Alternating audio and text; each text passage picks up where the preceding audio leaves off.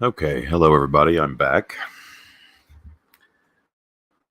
This is going to be a part two. Apparently, I'm not going to break this up into two parts. I had some technical issues with the last stream. Hopefully, that won't be a problem going forward. We'll see. According to my research, they were saying it's because I had YouTube open while I was streaming it, maybe. I don't know. But it was glitchy and crappy and hard to understand, and I do apologize for that. So I'm going to have to redo a big section of this, even though I don't want to. But I'm going to do it anyway because this is the absolute most important thing that I can ever express to anybody ever.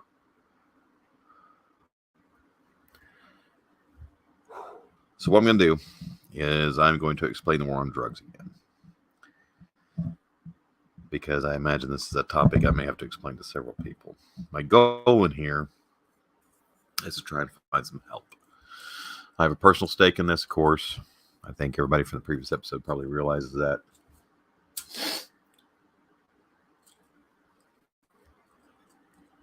And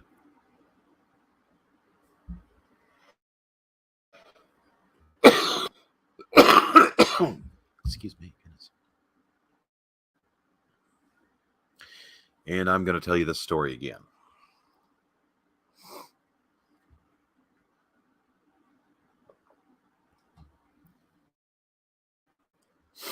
About 15 years ago, my wife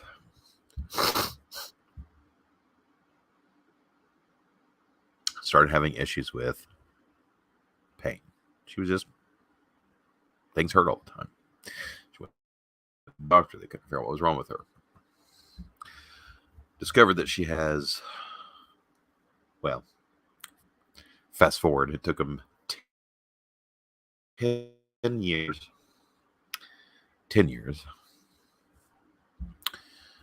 to conclude that the only thing that helped her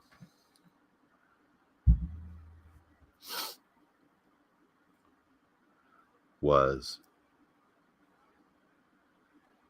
opioids. So we're going to talk about opioids.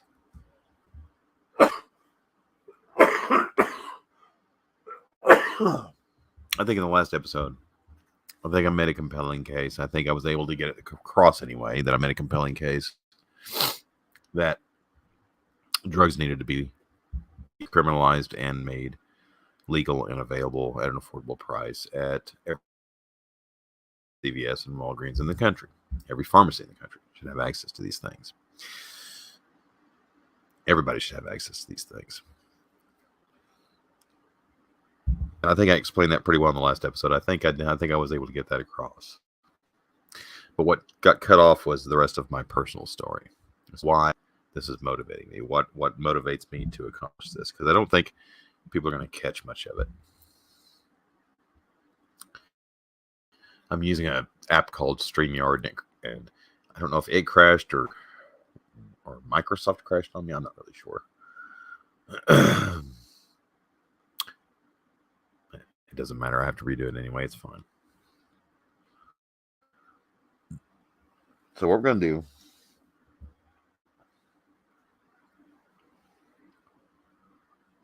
is we're going to talk about my personal situation.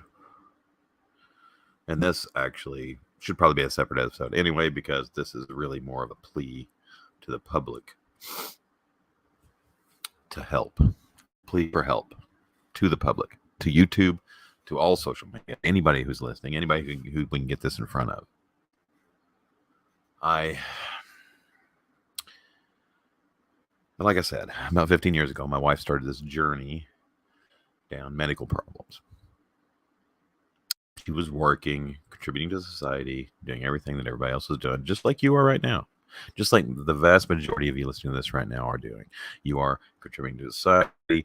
You are living your lives. You're doing normal, everyday human American things.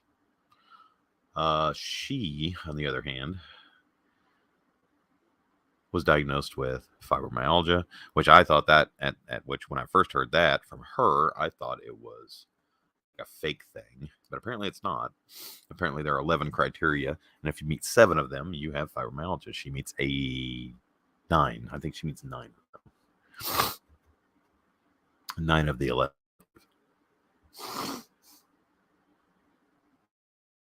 So, at least that's the test that she was given. I don't know, maybe there will tests, I don't know. But the point is, so throughout the journey of this, there is treatments. The treatment for fibromyalgia, for these chronic pain conditions, these mystery things that they can't figure out why people are just people just hurt. They can't figure out why. Okay. And there are a lot of conditions out there. For example, MS. Have you ever had a toothache? Imagine most of you have. Well, the reason you have a toothache is because your nerve is exposed. Your nerve is exposed to the air, or the cold, or whatever. With MS, what it does is you have a nerve that comes up, and it's, tiny little nerve, and there's a protective sheathing around the base of the nerve. And that if you have MS, that protective sheathing floats away, falls off, and it exposes that nerve just like a toothache. Except not a nerve. It's all of your nerves. So it's extremely painful. Now, I don't know if they're cutting pain medications off from MS patients. I don't know. I would guess not, but I don't know for sure. Either way, somebody might be able to email me and inform me as to what. You can email me at oldmajor420@gmail.com if you have any information that you'd like to provide.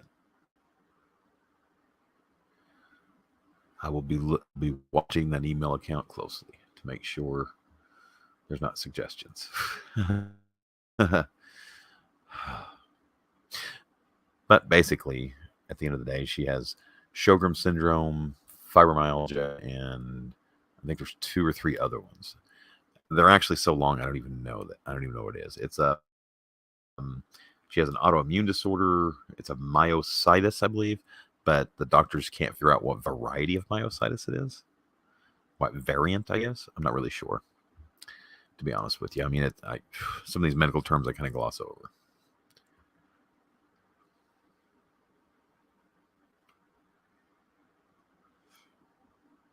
So she was looking at a chronic pain disorder. Well, the treatment for that is steroids.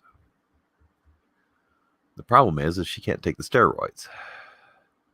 The mildest, they tried more than a dozen steroids on her, and every one of them sent her into like some kind of strange roid rage. She's extremely sensitive to them, and therefore the doctor's like, we can't do this. It's going to damage her psychologically more to continue the treatments, and they had to stop. So they tried another one, and then another one, and then another one, and I think altogether they tried 12 different steroids. I think it was 12. They also tried her on anti-inflammatories. She's also allergic to anti-inflammatories. The anti-inflammatories that they tried, 4 of those sent her anaphylactic shock. They almost lost her 4 times, using her as a fucking science experiment.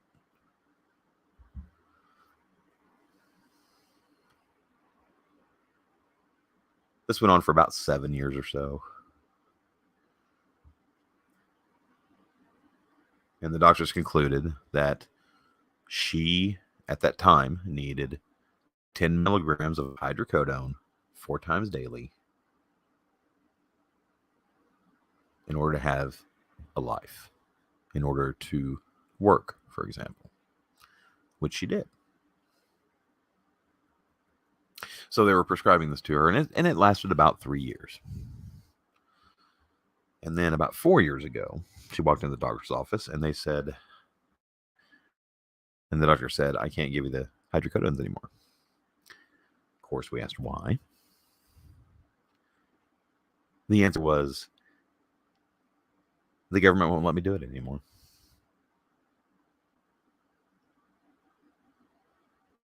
They're trying to get a handle on this opioid crisis. You know, the opioid crisis we've been hearing about. Oh, this opioid crisis. So they took her off of her opioids, even though they were for medical reasons. Clearly for medical reasons. So let me explain to you what happened whenever they cut her off of her medication. Whenever they started depriving her of the only medication that they took 7 years to figure out that even helped. The only thing they could find.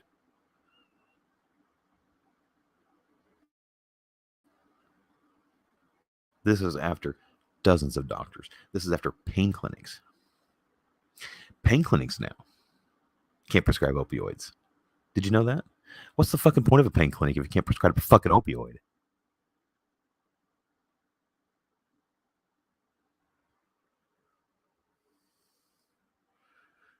So every dollar of taxpayer funding going to these quote unquote pain clinics is just money the government's setting on fire. It's your money they're setting on fire.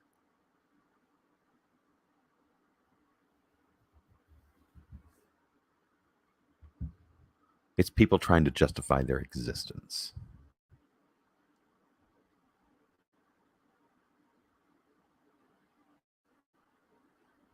The last pain clinic we went to, the doctor's appointment, it was a hour and a half drive.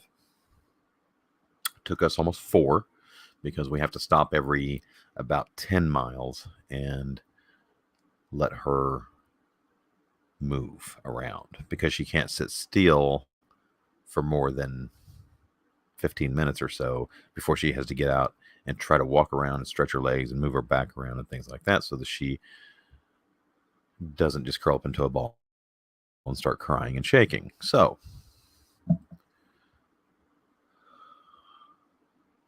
we get there.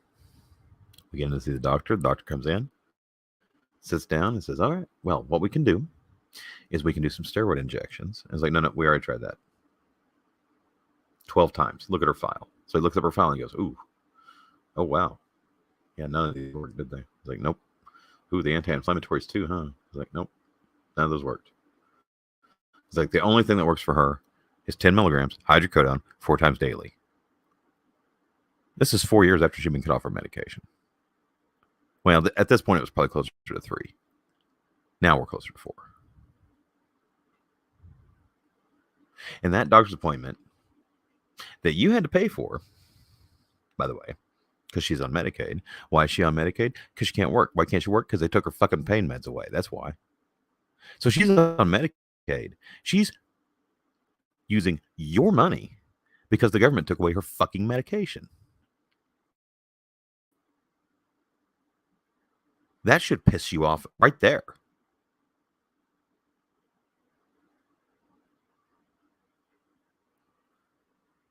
So the next time somebody says we have too many people on fucking Medicaid, explain this. Explain this story. Point them to this episode. Point them to this show.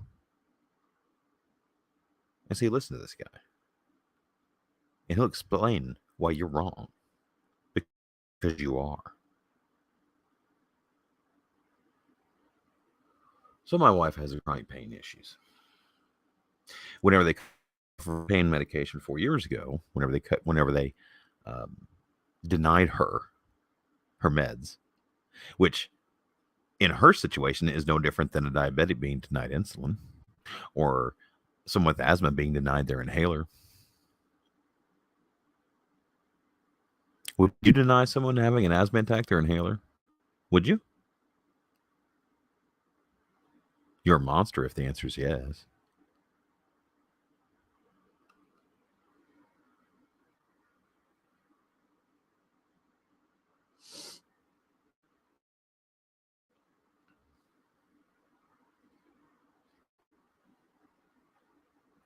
Don't fall for the propaganda anymore. This war on drugs has got to end. This war on drugs has a body count. It has a pretty substantial body count.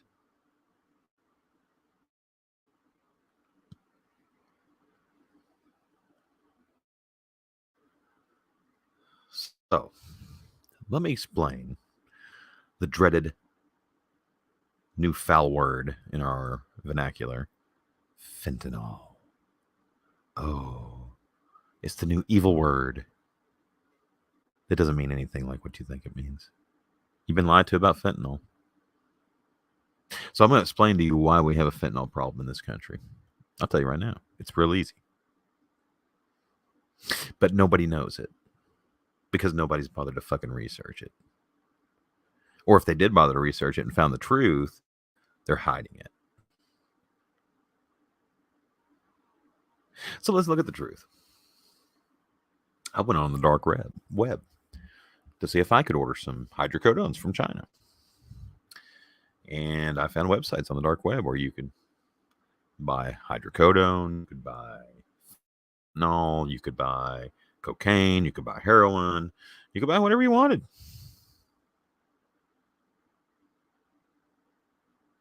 And they'll ship it straight to your home. But these websites are just like Amazon. They have reviews. And the thing that I found out, and the reason that I didn't order anything from China, is because the reviews all say pretty much the same thing. The stuff you get out of China is shit. They can't keep the consistency right. They can't keep the dosage right. Fox News says that China is intentionally poisoning a percentage of our population with this fentanyl. With this fentanyl. No, they're not. Why the fuck would they kill off their own customer base? That makes no sense. They're not doing this on purpose. They're doing this because they're fucking incompetent. Because they can't get the mixtures right. They can't get the dosage right. Every batch is a different medication. It's a different strength. So what they do is they ship this to Mexico in powder form. Now, anyway, and this is how they do it. They ship it to Mexico in powder form. Mexico takes this powder, they put it into an aluminum die inside of a hydraulic press, and they press them into pills. Because that's all pills are. It's just a powdered version of that medication.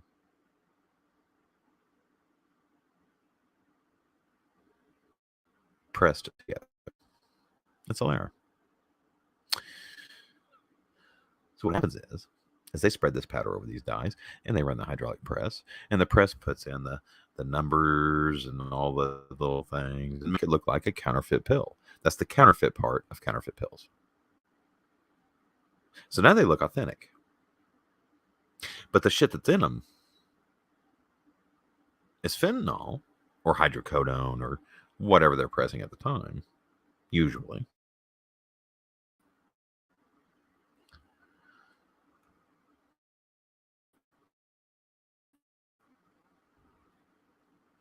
They're pressing them as like 7.5 milligrams or 10 milligrams or 50, whatever they're pressing them as. I don't know. I've never bought any like this. I don't know what fentanyl even comes in, quite frankly. But we have no idea of knowing what the dosage is. Neither do they. They have no fucking clue. They don't care. All they care about is making money. So then the drug cartels distribute those pills up into the United States, and they hand them out to people. I would say if you research this, the vast majority of these overdoses from fentanyl are because people took one pill and they're like, waited an hour or so, and they're like, it didn't do anything, so I need to take another dose. They take another dose, and then boom, both doses kick in, and it kills them. Every person that dies like that is another casualty of our drug war. We've been fighting this drug war for 50 years. It has a serious body count. How big of a body count do you think this war on drugs has?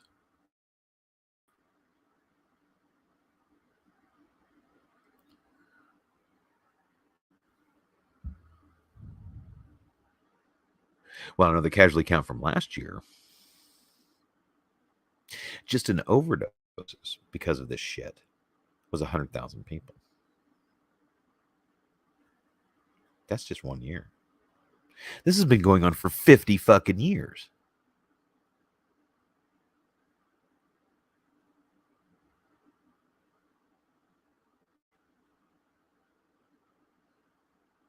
There's one thing that's undeniable from a statistical perspective. Any government throughout all of human history, anytime the government restricts these things more, three things happen.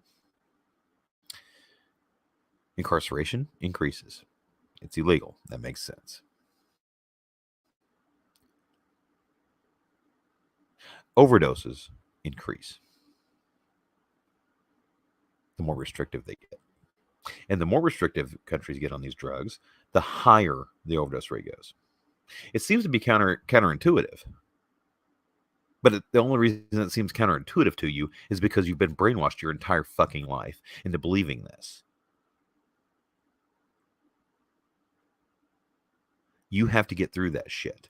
You have to get through this conditioning. You have to get through this brainwashing and realize that they've been lying to you for 50 years.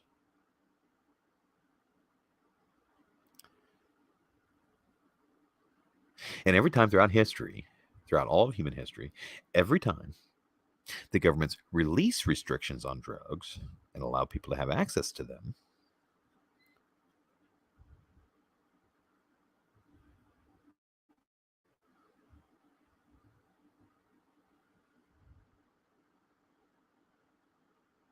the better those numbers get. Seems counterintuitive, doesn't it? Seems counterintuitive to an American. Because you've been brainwashed into believing that bullshit. You've been brainwashed into believing that lie.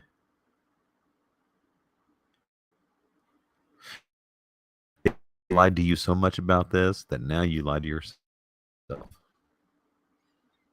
Because I did it. I did it until about 5 years ago. 5 years ago, my attitude changed because I started researching it and finding out the truth.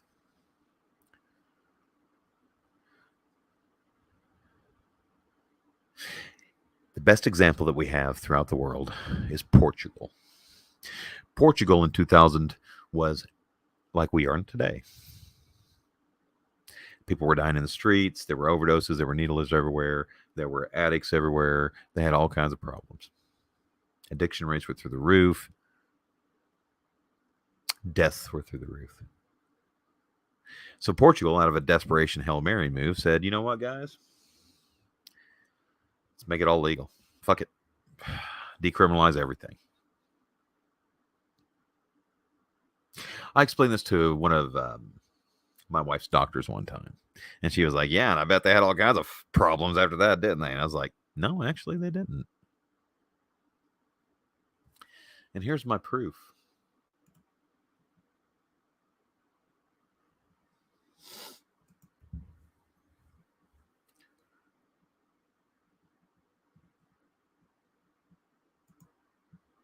You see this right here?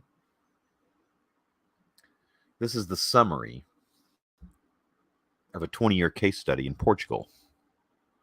Because they've now have made these things legal for 20 years now. 20 years. Portugal's still Portugal. Still a country, still exists and everything. But here are the key points to take away.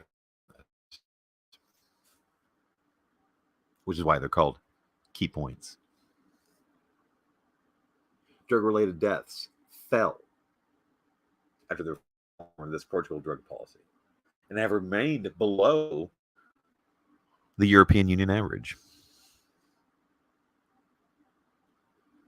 The proportion of prison population sentenced for drug offenses has fallen from 40% to 15%. That's just a reason. It's not criminal anymore. Well, now why would it be 15%? Because it's still criminal in some. It's criminal in large quantities still.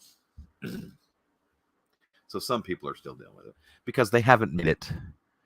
They haven't made it so easy that it's cheap at every pharmacy. You can buy some pretty serious stuff at their pharmacy.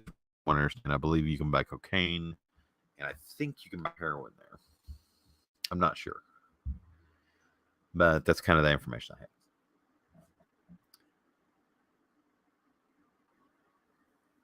The rates of drug use, where it's and people have freedom to make this choice. Drug use in general is below the European Union average. Isn't that interesting?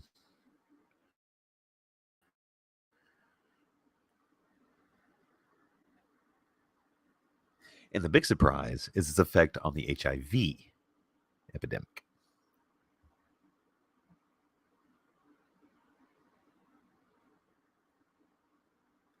The statistic shows it went from 50% to 1.7%.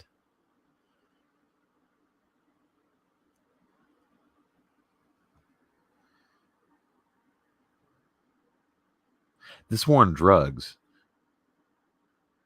that we've been fighting for 50 years, that was all through the AIDS epidemic, all through the 80s, late 70s, 80s, 90s, whenever it was.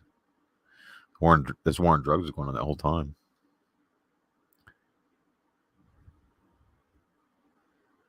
When our government started this war on drugs, how many HIV patients do you think that they've murdered now?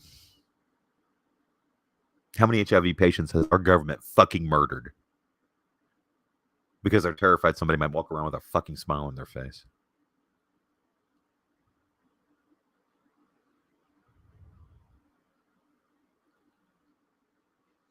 It's disgusting. I'm going to leave this up so you can see it. It's right in your face. Portugal case study 20 years later. Legalize drugs, and that's what happens to your society. It gets better. And in fact, in nearly every way, it gets better. I can't find a single stat that shows a negative. Not a single thing. Overdoses down. Drug use down. Suicides are down also.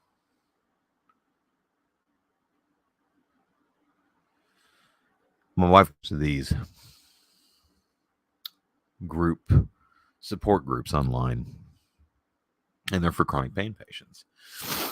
And you have to kind of, you kind of tell your story, and everybody kind of has the same story, Now, she's been in these support groups for a decade. Back when she got her medication, everybody got medication back then. And it was, you still needed the support groups. They were still like, man, it's a rough day today. The medication's not working for you today. Maybe weather's crappy, and yada, yada, yada. Weather is a big factor on these people, by the way. So, it'll last about 18 months. I would say in the neighborhood 25 to 35%. I'm going to say 30 on average, maybe. 30% of the people in her support groups have killed themselves because they've been denied the medication that keeps them fucking alive because of a pissing contest. Fucking murderers. Mitch McConnell is a fucking murderer. Nancy Pelosi is a fucking murderer. Every one of those deaths are in their fucking hands. Hundreds of thousands of fatalities just since Nancy Pelosi's been in D.C. As a society, as a group, forget the fucking right, forget the fucking left. Who gives a shit anymore? How many people are you going to let our employees in D.C. murder before we finally put it to a fucking stop? Before we finally get up there and say, motherfuckers, stop killing people. They're fucking murderers. There's simply no other way to look at it.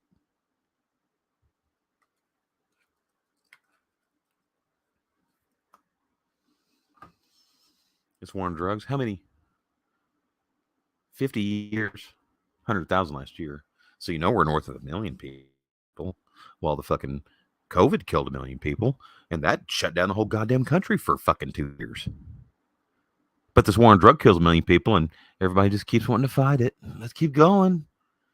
Let's keep getting those drugs off the street. If we can just get them all off the street, we won't have these problems. Oh, really? Tell that the cartels in Mexico.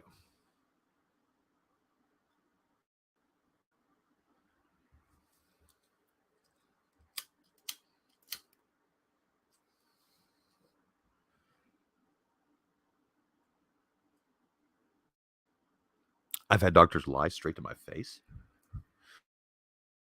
I had one doctor tell me, well, studies show that hydrocodone isn't effective after 25 days. Well, that's weird. She was on it for 3 fucking years and didn't have a goddamn problem with it. They take her off the medication. They deny her the medication. She doesn't go through withdrawals. She doesn't shake. She doesn't sweat. She doesn't vomit. She doesn't have any withdrawal symptoms at all. In fact, the hydrocodones never affected her psychologically. Not one time has hydrocodone. All the time she's taken hydrocodone for years.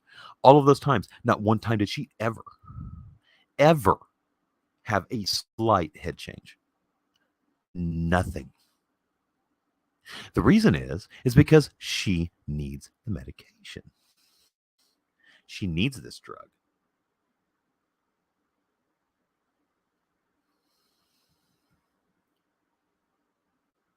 Now,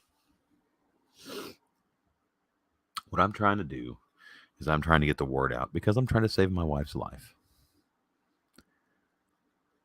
Because the government has sentenced her to death without a crime and without a trial. Our wonderful overlords have sentenced my wife to death.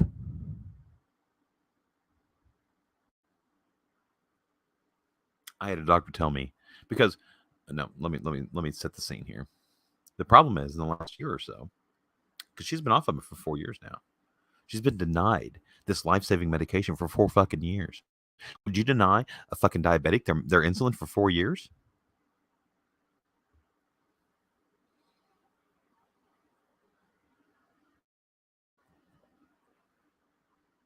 Fight the brainwashing that they're trying to shove down your fucking throat, and that they have been for 50 years. It's just now they've redoubled their efforts. Now it's fentanyl. Remember, it was crack for a while. Oh, the crack epidemic. Oh, it was horrific. And now it's opioids. I've actually heard people on the left that were black say, well, good. It's mostly white people in the opioid crisis. Now they know what it was like for us to go through the crack epidemic. What a piece of shit that was. And it came straight out of the Democratic Party. So if you're a Democrat, you need to keep your fucking mouth shut about this.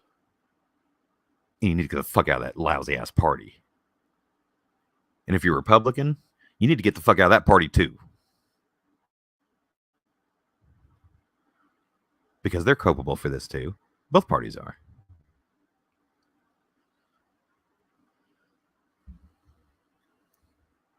There are people in this country that want to take away the death penalty for murderers. But they seem to be completely fine with the death penalty for just citizens that don't commit crime.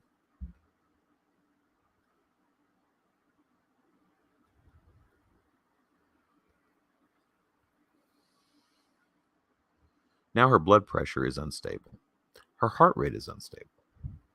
24 hours a day, 7 days a week. You know what stabilizes those? 15 milligrams of hydrocodone 4 times a day. I know this because on her birthday, I wanted her to have a good day. So I talked to a guy who talked to a guy who talked to another guy, and I finally got my hands on some hydrocodones. They were $20 a dose. It cost me $80 to give her this birthday present, but I did. I put my life at risk to get these because I had to do it through illegal means. I put my safety and my freedom at risk so that she could have a good birthday. And when she got her medication on her birthday, and I said, take this, happy birthday, I've got 3 more doses for you. You're going to have a regular day. And you know what happened? I got my wife back. I got her back for a day. I hadn't had my wife for 2 years, and I finally got her back for a day.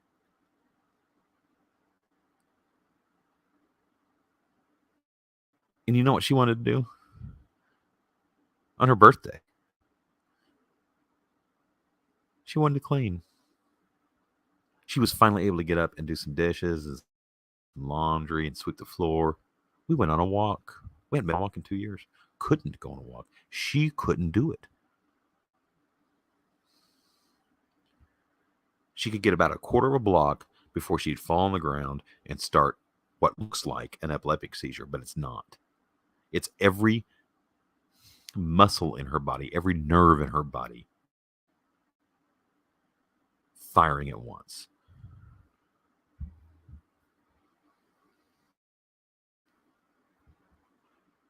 She describes it as when she has what she calls a fiber flare, is what she calls them. Now, luckily, this doesn't happen very often. About 4 times a year, about once a quarter. Now that it's starting to become more frequent, but for now, it's about once a quarter. She said it feels like, depending on the weather, of course, when she has a flare. Usually, it's the weather kicks it off. She has a fiber flare. She said it feels like somebody's poured gasoline on her and set her on fire. Now, how long would you be on fire before you put it in your head? Think about it for a second. How long could you be? How long would you, if you were burned at the stake? How long before you were begging for death? For me, it would be about 8 seconds, because I'm a big wuss. I am a big wuss. I admit it.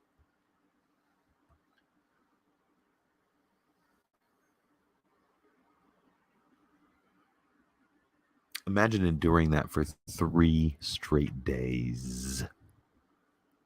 3 days of being burned alive, burned at the stake, and unable to die.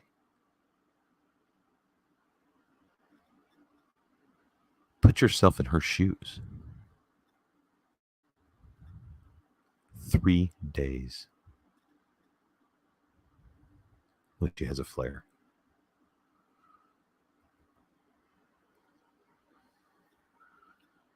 No wonder she's lost 30% of her friends in the group chat to suicide. No fucking wonder. I'm surprised it's not more like 70%. It just tells me that there are a lot of really tough people out there. And people that really want to live. And she's one of them. She wants to live. She loves life. Well, she loves life if she can actually get medical treatment. But our government is denying her medical treatment. Medical treatment that has a long history of being effective and safe.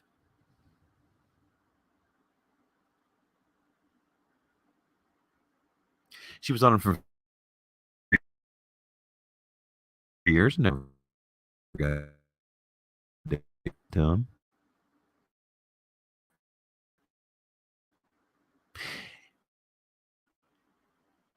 I'm sorry, he didn't say she's not. He said she's going through withdrawals. I said, I said, what are you talking about? She's going through withdrawals. She hasn't had medication in 4 years. And he goes, oh, okay, no, it's not withdrawals then. You don't go through withdrawals for 4 years. The Nazis executed the Jews more humanely than this.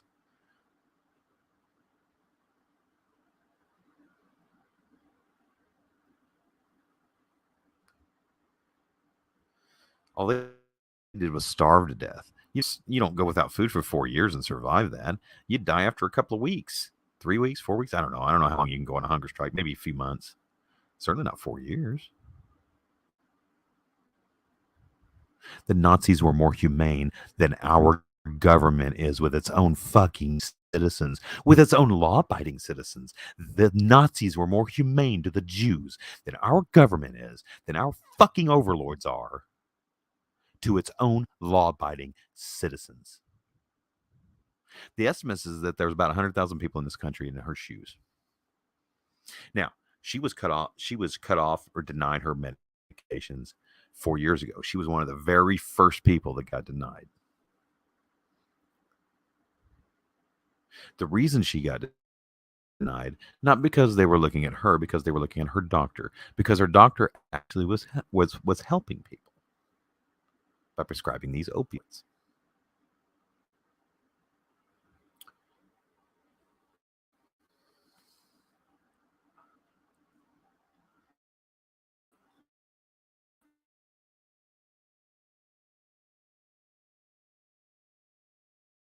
Why? He was cutting dead.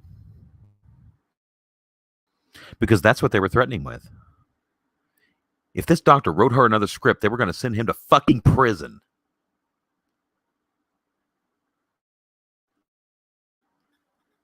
Or at least that's what he told us.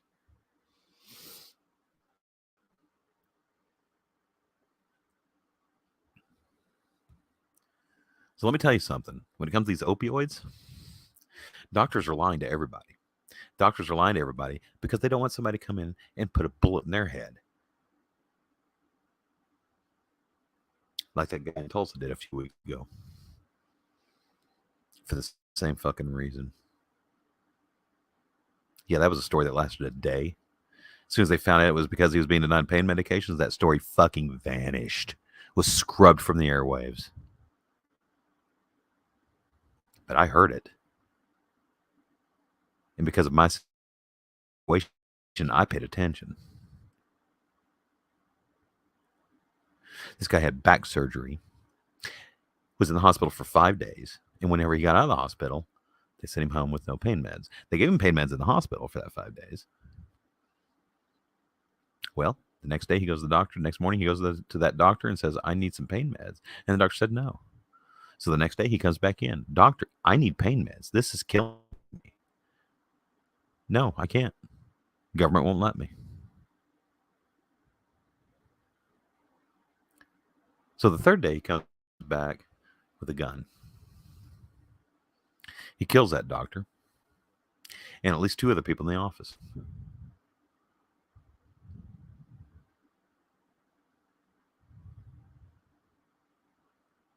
So who's the monster in this story? Is it the gunman? No. Is it the doctor? No. It's the people we hired to make decisions for us.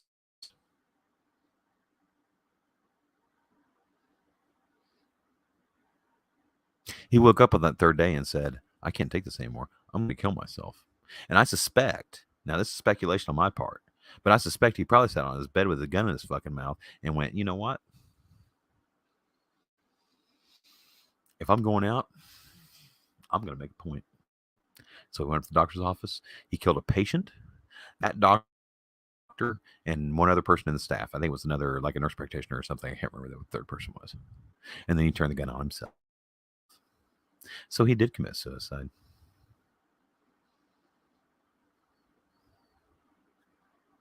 But he killed, in the process of this, a doctor.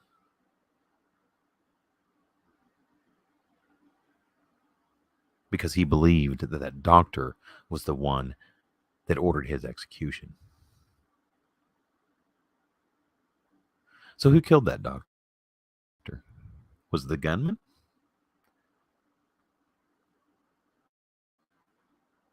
Or was it our overlords? I would say that our overlords are actually the ones that killed that doctor. They just used that guy's hand to do it.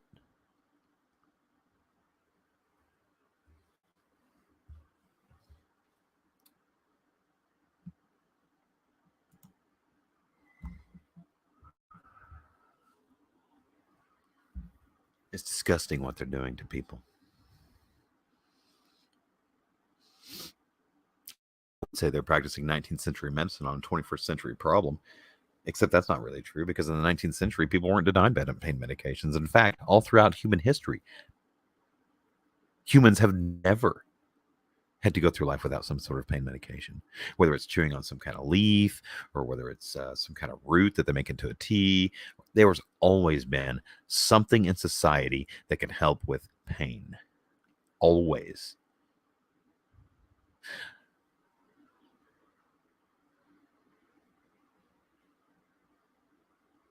You know what else happened on her birthday when she got her medication? Her heart rate and her blood pressure that day were completely normal all day. Chest didn't hurt.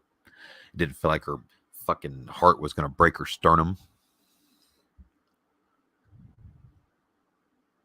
I have seen, if you look really closely, I have seen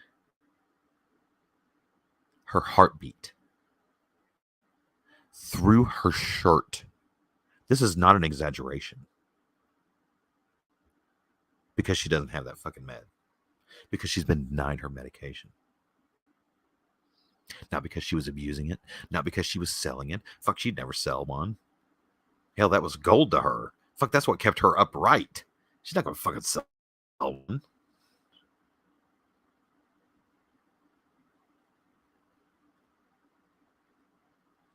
She did nothing wrong. Nothing. Follow the doctor's instructions to the letter.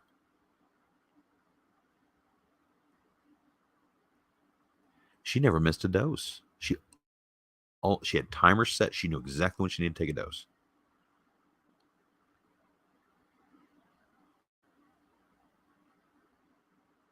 And what does she get for being a good patient and a good citizen?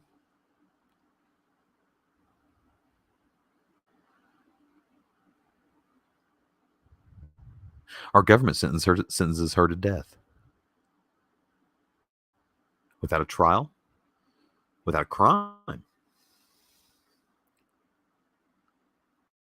They sentenced her to death. Now, she hasn't died yet.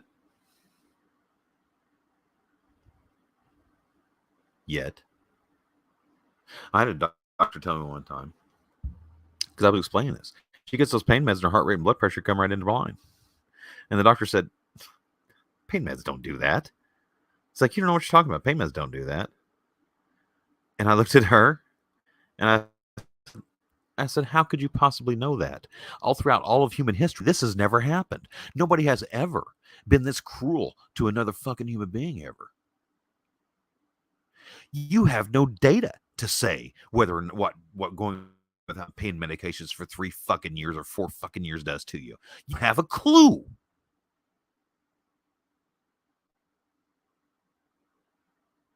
And when I said that made her think. She's like, oh.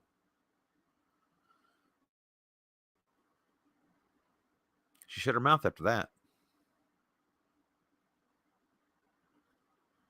She was one of the first patients to do about this. Now, if you got denied your medications a year ago, in 3 years, you will not be able to control your muscles or your nervous system.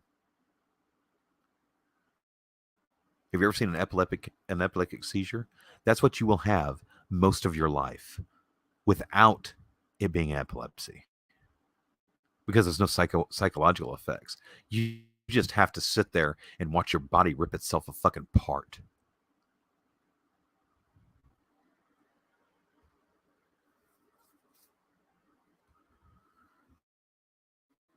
Something to look forward to. Or we can take our government back and end this war on drugs once and for all. How many millions of people have to die? In 50 years, how many millions have they killed?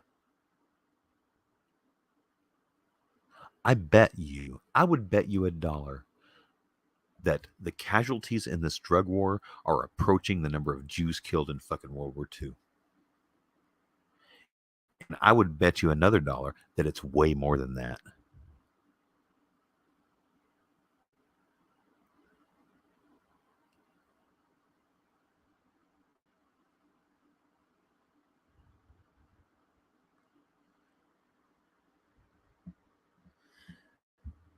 The DEA, the FDA, the name another 3-letter organization, who gives a fuck? They're all the goddamn same. They are running their own Auschwitz, and they only have to pay for the electricity because they're making you pay for that. They're butchers.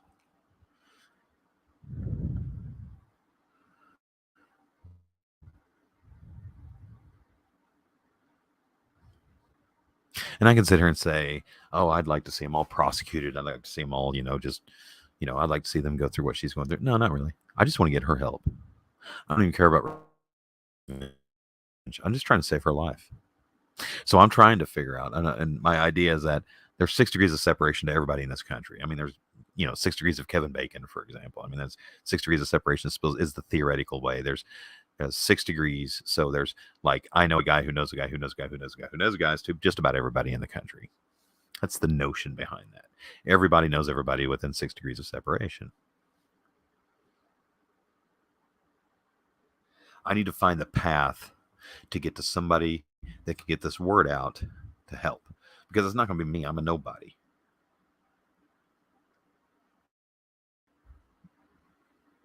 My aim is to get this. The two most prominent ones that I can think of right now are Greg Gutfeld and Joe Rogan. Those are the two people that I think understand what I'm saying.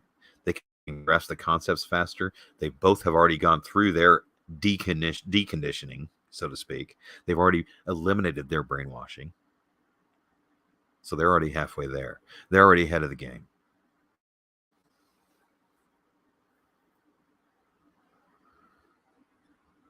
You can't brainwash those guys anymore because they're on to you. They figured it out.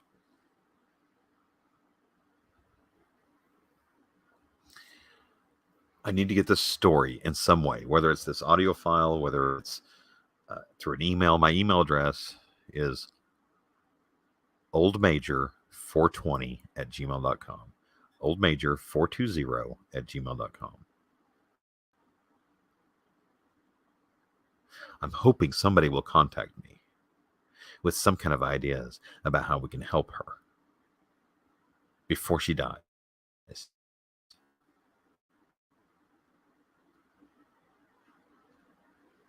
Her blood pressure and heart rate are never stable without her medication. It's always stable with her medication and never stable without it.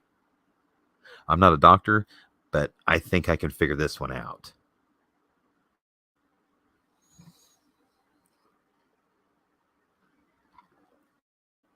If I were a doctor, I don't think I'd have this problem. I'd just write the script anyway.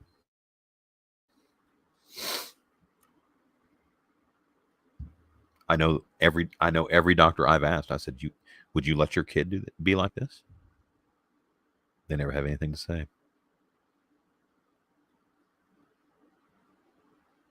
One of the ER docs, a woman, probably one of the least soulful people I've ever met in my life. She's just evil. My wife was bawling and going through a seizure right there in the hospital bed. So what did she do? She stopped diagnosing her, leaned up against the wall, and started looking at her fingernails. Started picking at her fingernails. Let me know when you're done. I've never hit a woman in my life. And if I ever see that doctor in public, I am going to break every fucking bone I can find on that cunt.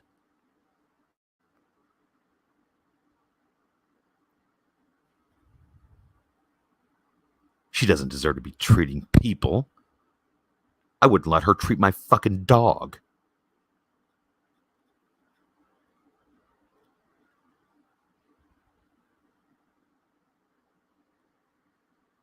I even went to an attorney about it. Attorney was like, with this opioid lie, there's nothing we can do. So we can't take, the courts won't even hear the cases. There's nothing we can do. He said, I mean, I could take your case, but it would just be wasting your money.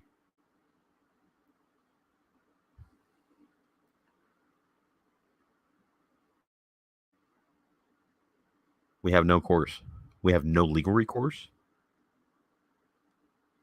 She can't go into Canada. Canada, it's over the counter. I know this because I called a pharmacist in Canada. He actually thought I was joking.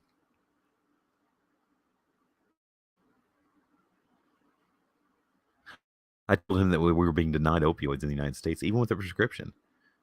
And he was like, what? Why would they do that? That doesn't make any sense. That was his exact words. Why would they do that? That doesn't make any sense. This is from a pharmacist. In Canada, opioids, they're not even behind the counter. They're sold in the fucking impulse aisle.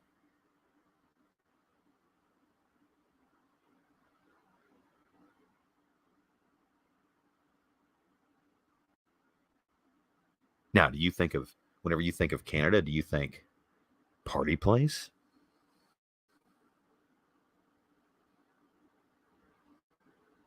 No. Drugged in cesspool shit country? No. Canada's quite lovely, and their people are quite beautiful and lovely.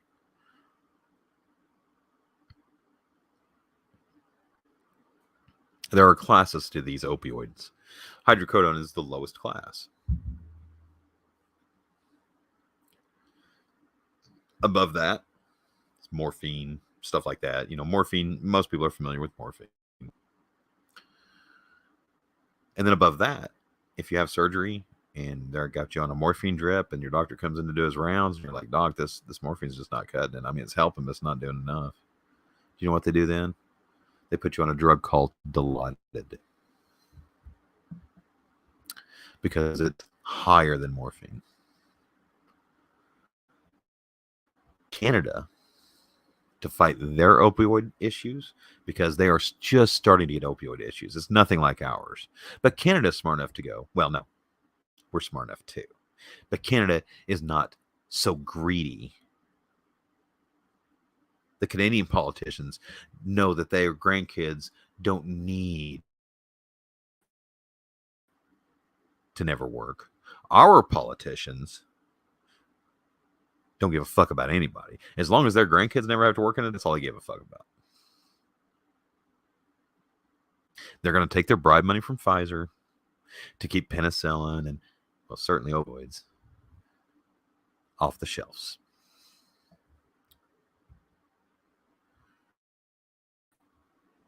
But Canada, in order to combat this problem, they have installed Dilaudid vending machines where you go up and you put your thumb on this pad and it sends out 3 Dilaudid's.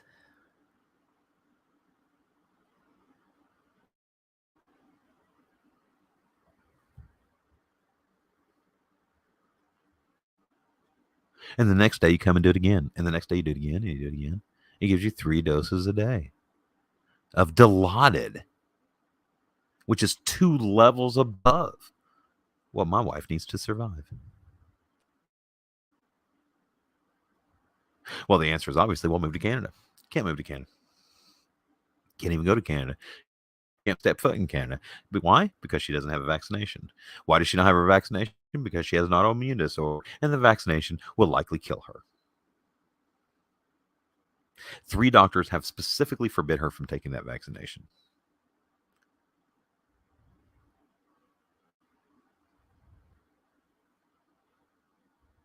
So she can't step foot in Canada.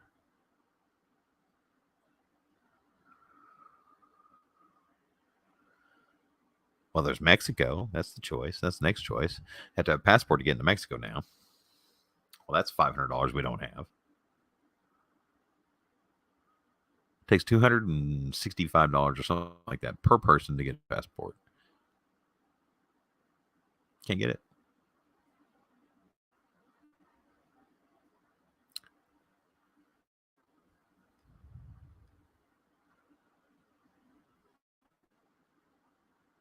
In Europe, these opioids, nearly every country, they're sold over the counter.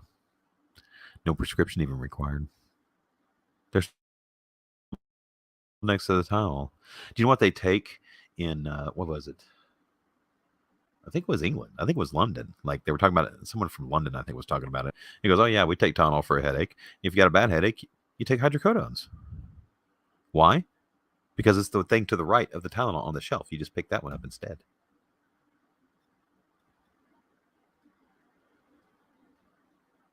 But here they're the root of all evil? How does that track in anyone's mind?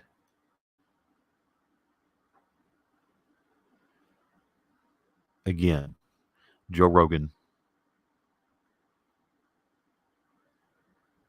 Greg Gutfeld, Greg Gutfeld. Those are 2 people that understand drugs more than most, that are in the public eye, and have an audience to get this word out, to try to get her, to try to save her life.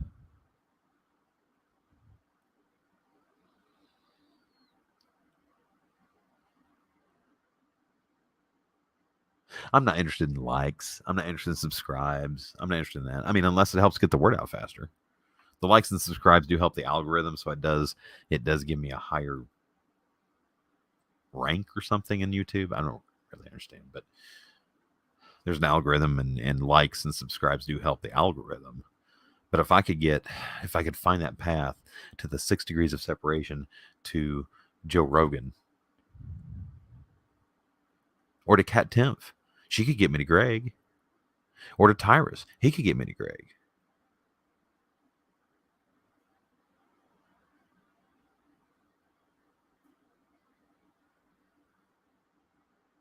If you know somebody who is, your second cousin who's a state senator for Wyoming, email him and say, hey, we got a problem with this guy. There's a story. Listen to this thing.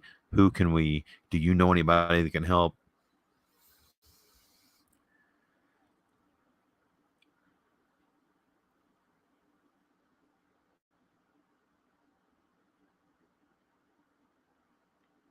She's dying. While I'm speaking to you, she may be dead in the room right now, and I don't even know it yet.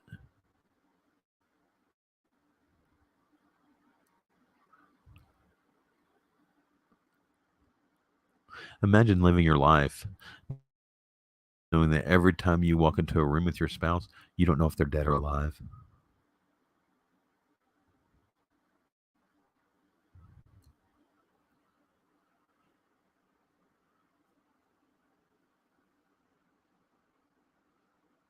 I dated this one when I was 16 years old. To say that she's important to me is an understatement. And I know you don't have a personal stake in this. I know you don't. I'm just hoping for something. I know this is even a Hail Mary because we literally have no options left. And this is after about, I don't remember how long, and the Mayo Clinic told us, well, you're one of these patients that needs opioids. Some patients do. Some patients just do. And we were like, okay, well, give some opioids then. And so she did. She gave us 15, enough to get us home. Took 4 days because we have to stop every 10 or 20 minutes. We had to rent 3 hotel rooms. We finally made it. If it weren't for her medical condition, it was about a 10-hour drive. We should have been able to accomplish it in a day, and it took us 4. It took us 3 to get there and 4 to get back. And this is the best hospital in the world. And they told her the same thing we already knew.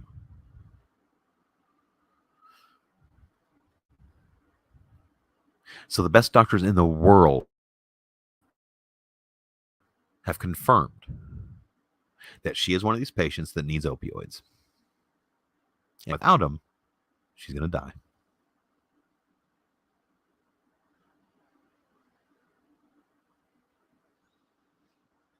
So that's what denying somebody pain medications for 4 years does to them. Their body starts ripping itself apart on the inside. Their vital signs become unstable.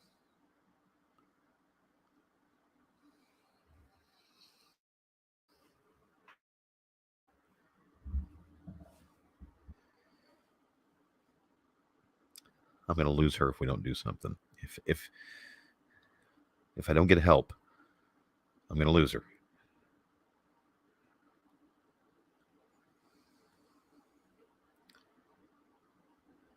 And I know it means more to me than you. I get that.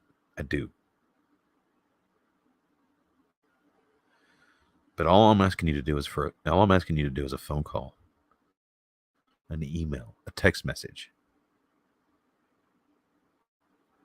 Hey, check out this guy's audio. Listen to his story. Try to find a way to get somebody. At this point, I'll listen to anybody. Anybody that's willing to help.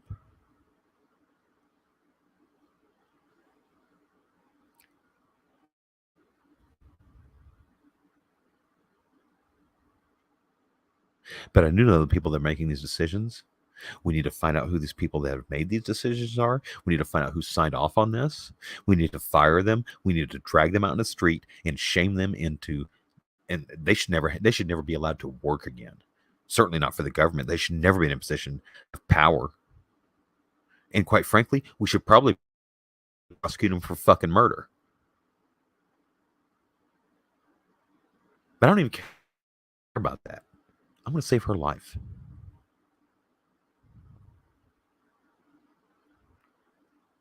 They've already taken years off of her life. The amount of damage that they've permanently done to her body, the permanent damage they've done to her body, I mean, there's no telling what they've done to her. Have you ever had your heart rate at 130? I'm sure you have. Think back to when you were in high school, you gym class, and they're working really hard. You're doing like some kind of test or physical fitness test or something like that, and your heart is just racing whenever you get done. And what do? You walk around, you put your hands on your hip, and you breathe hard, and you just and you wait for your heart rate to come down. What if that heart rate never did come down? What if you couldn't get it down? How long before you'd start getting scared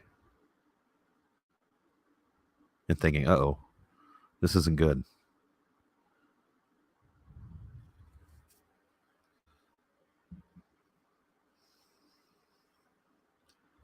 Somebody out there knows somebody. This needs spread around as much as possible.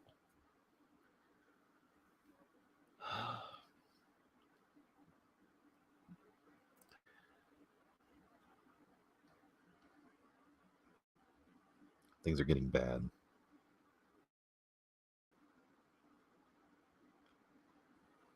She hasn't been out of the house in weeks. She can't. There are 3 stairs walking up to my porch, and she can't use them. It's too painful to walk up them or down them.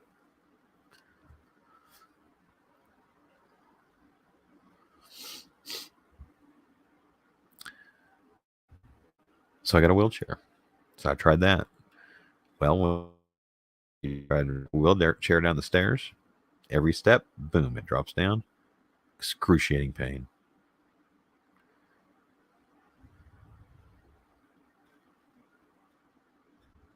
She says it's like I'm taking 1,000 needles and shoving them into her all at the same time. Every step.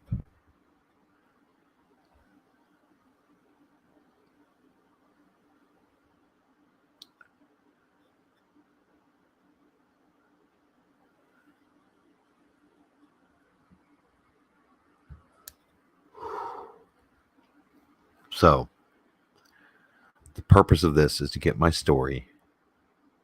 No. To get her story. This ain't my story.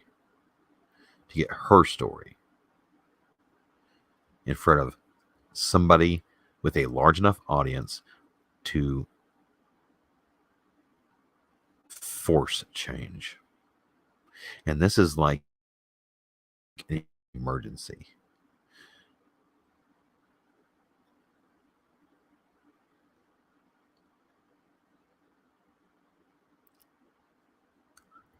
I stay up late every night. That's why I started recording. That's why I decided to start recording the 9 o'clock at night, is because that's about the time she goes.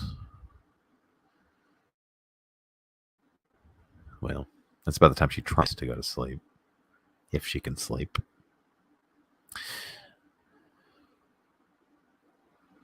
I've asked the doctor for.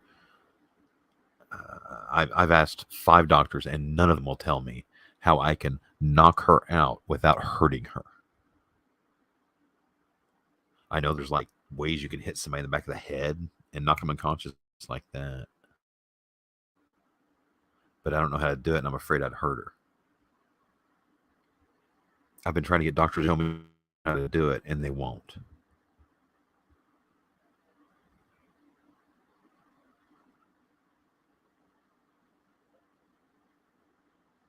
And a side note, if you have a surgery planned,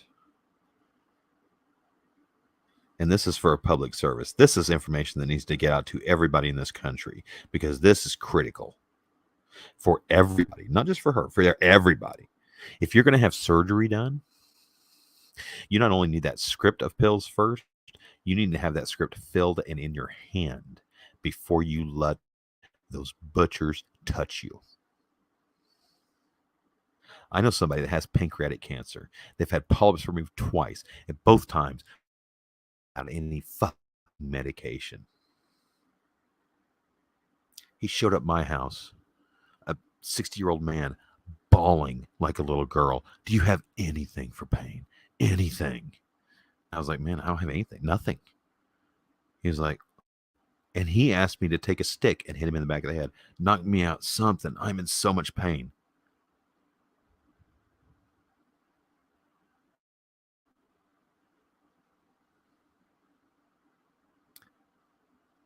His wife took all the guns in the house out of the house so he wouldn't use them on himself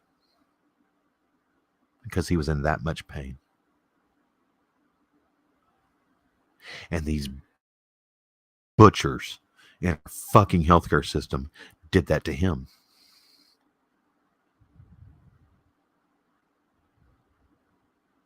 What's next? Leeches?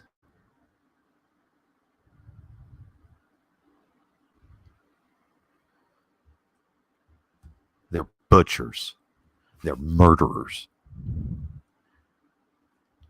And for the last 50 years, I've been part of the problem because I'm the one that believed their lies. I believed their propaganda. I believed them. I believed them that the only way to stop this is to crack down on drugs and get them off the street and really go after these criminals who are selling drugs, these drug dealers. Now, I never was like a snitch or anything. It's not like that. But I definitely never let my friends. And I never was a friend with a drug dealer. If I found out somebody was selling weed on the playground or something, well, playground, it wasn't playground. This is like high school. I'd never speak to them. And I let them know why. I was an asshole about it.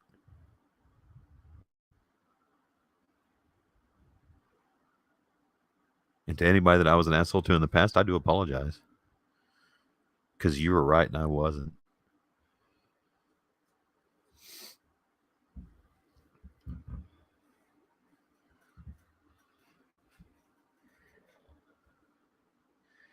There is one other option for her.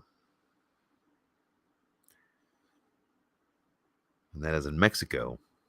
You can have, no, I'm sorry, not Mexico. Panama. That's where the Panama Canal is. Central America. Panama. A very American-friendly country. I mean, it's a great place to go. If you want to understand. Panama. You can go down there and you can get stem cell injections for her conditions. But that too is banned in the United States.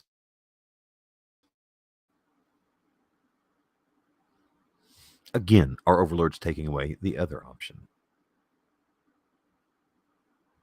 Every time we find a new path, we find that the government has, every time we find a new tunnel that we can go down, we find that the government has collapsed that tunnel and we can't use it.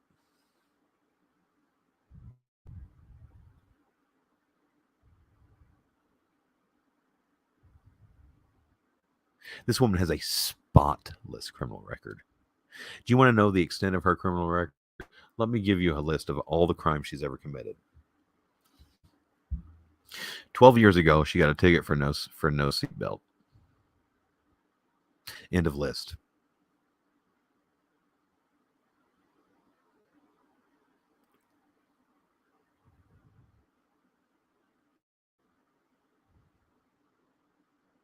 Now, I don't know anybody who thinks not wearing your seatbelt should be a death sentence.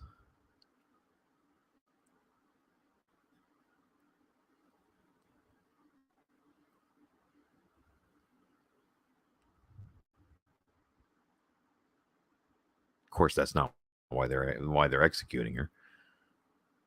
I don't know why they're executing her. I really don't. It completely baffles me as to why they're executing her. I cannot figure out the motivation.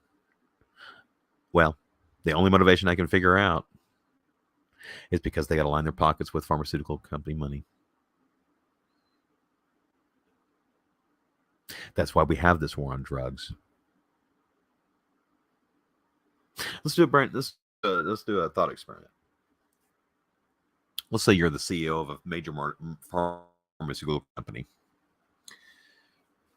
and you have your weekly, monthly, quarterly, whatever meeting it is with your local, and you hand over your bribe money, and the politicians say, we're going to end the war on drugs. You're going to reach over that table and grab your bribe money and suck it right back. It's like, you're doing what?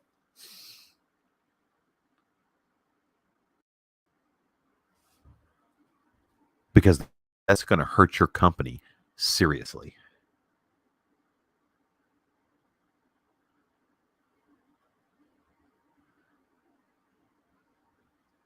That is why this shit is illegal.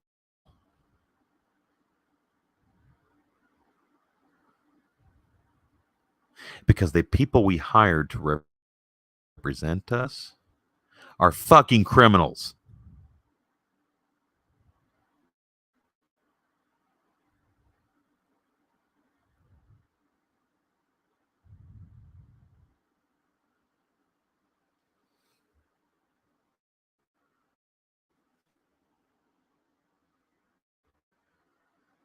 Mitch McConnell is a murderer. Nancy Pelosi is a murderer. It could not be possibly more clear than it is now. Those two murdered 100,000 people last year. Just last year.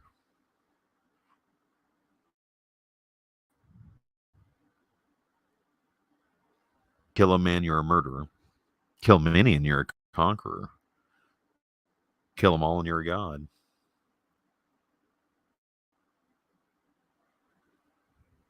I guess Nancy Pelosi and Mitch McConnell are trying to become gods.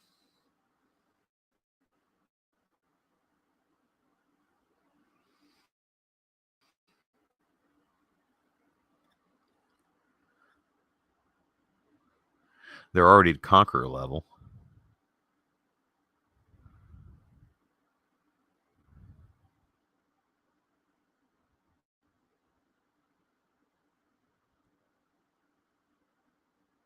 Give that some thought.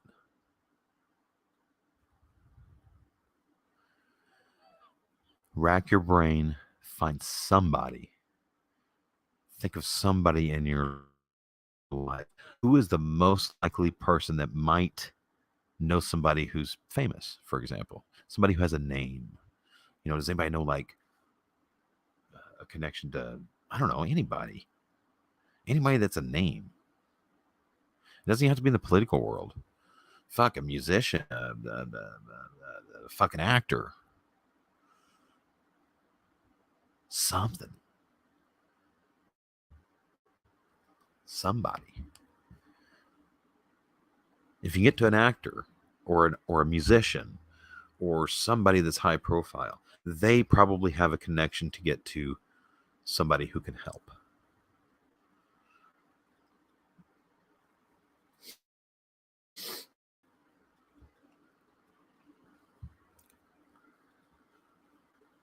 A 100,000 people that our overlords murdered last year. That's just from the one statistic. That's just from the accidental overdose statistic. That's not even about suicides, and that doesn't count suicides, and that doesn't count addiction.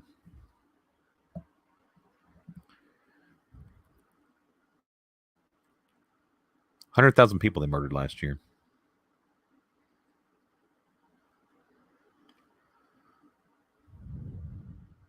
More people than you could fit in an NFL stadium. If Soldier Field were attacked and everybody in that stadium were killed during an NFL game, you think that would change the course of this country? September 11th certainly did, with what, 3,500 casualties or something like that. Why isn't 100,000 casualties making us change course? Because it's not high profile enough. The reason is because they've brainwashed you into believing that everybody that Everybody that has a freaking prescription bottle in their medicine cabinet is a fucking addict.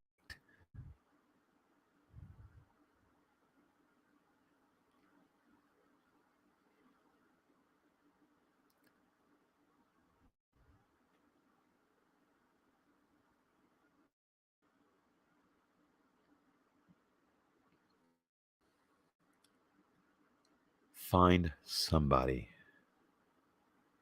Get this out to whoever you can help. oldmajor420@gmail.com. oldmajor420@gmail.com.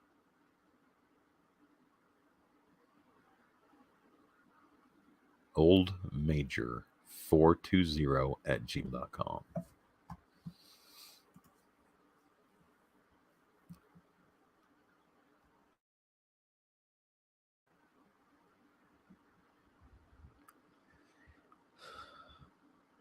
Do I anticipate that this will actually work? No. It's a Hail Mary at best. I know that. But for the last 2 years, I've been the person in her life that provides her hope because she doesn't have any.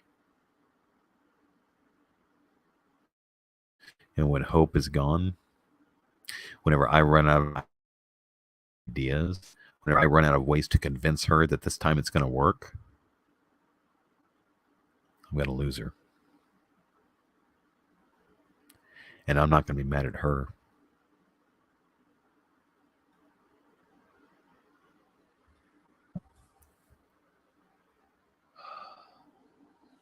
I'll take about a 2-minute break here. I'm going to hose myself a little bit. I'll be right back.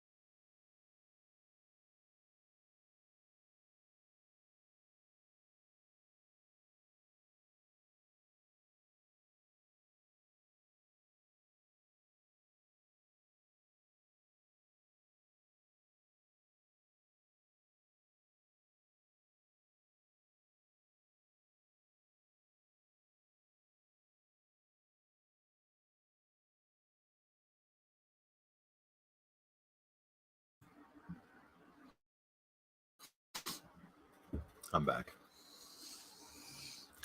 After hearing my story, do you still feel like you're in the freest country in the world?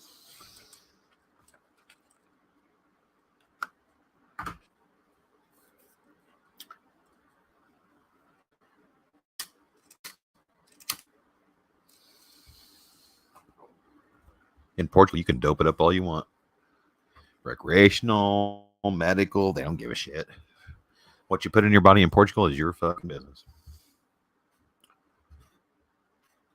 And if you look at the World Health Organization statistics from 2020, you'll see that for drug issues in the world,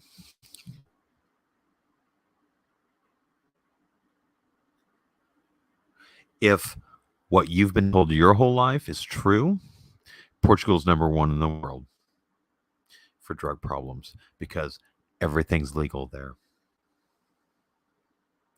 Do you know what the World Health Organization had listed in 2020? You know what rank they are in the world? 111.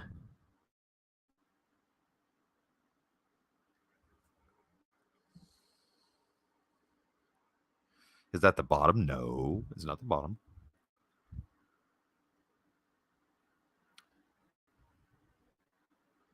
But it's nowhere near as high as the United States.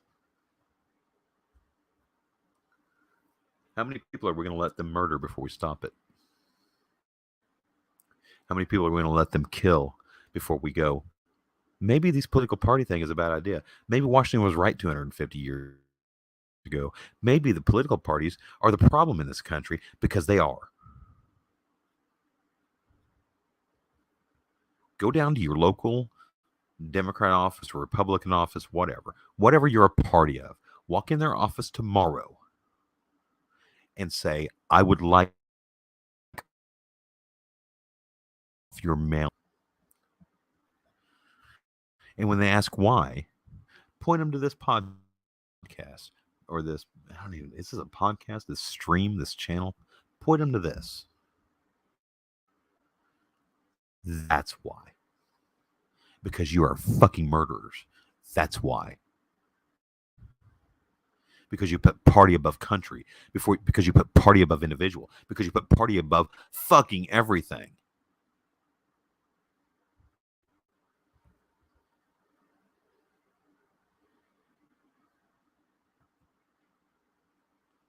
You know, when we elect these people, they take an oath, and in that oath, they guarantee or they swear an allegiance to the Constitution. They don't swear an allegiance to their state. They don't swear allegiance to their constituents. They don't swear allegiance to their mother.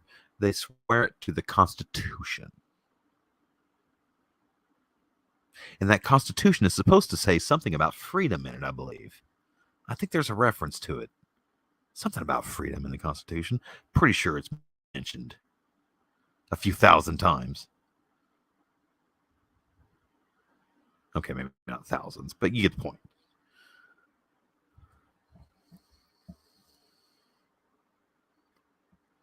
But no.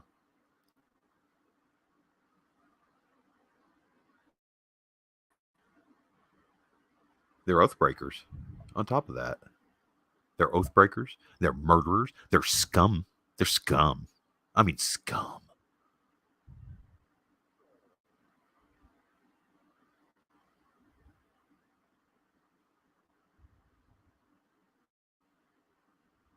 I would let a homeless person sleep on my couch before I would let Nancy Pelosi sleep in my fucking yard.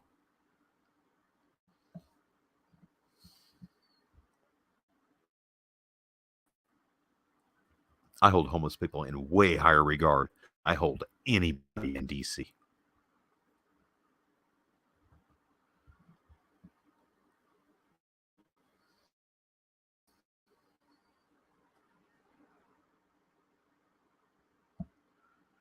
Because the people in DC aren't crazy. I know that. Crazy like a fox. They're intelligent. Everybody in DC is smart. Super smart. Smarter than me.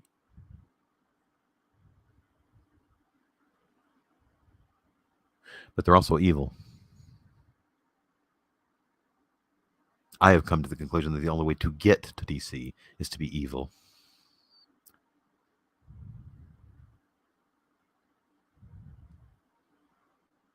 Let me share with you how I think this political party structure works.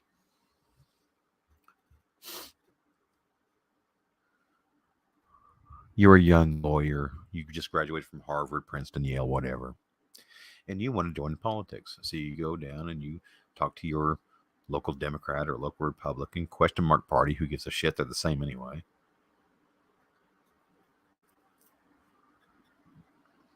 And you get a job.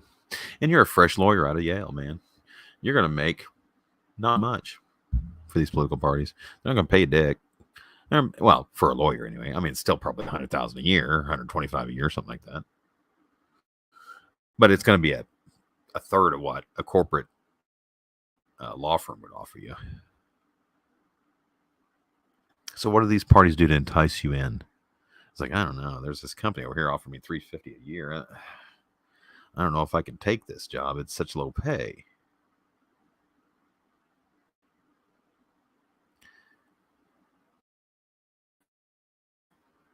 And then the recruiter that's trying to get them to work for their party leans back in his chair. I can imagine it. I can just picture it. Leans back in his chair and he goes, well, the salary is only part of your compensation package.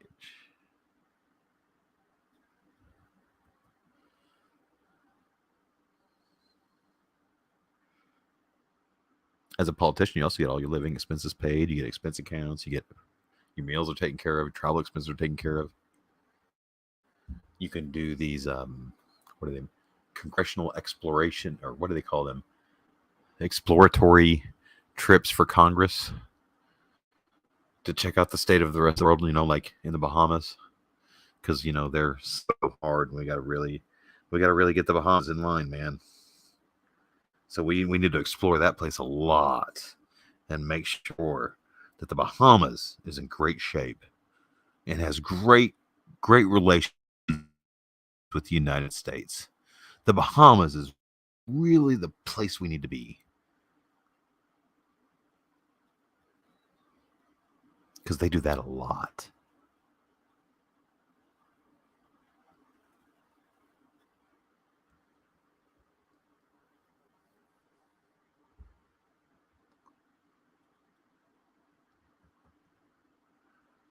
And then what happens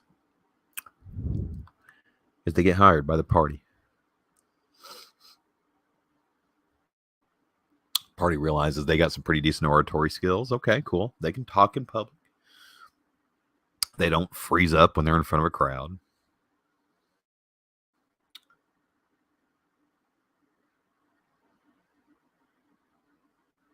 So I suspect, and there's probably 100 scenarios. I'll just use the easiest one for most people to understand. So then the party hires prostitutes to go hit on them.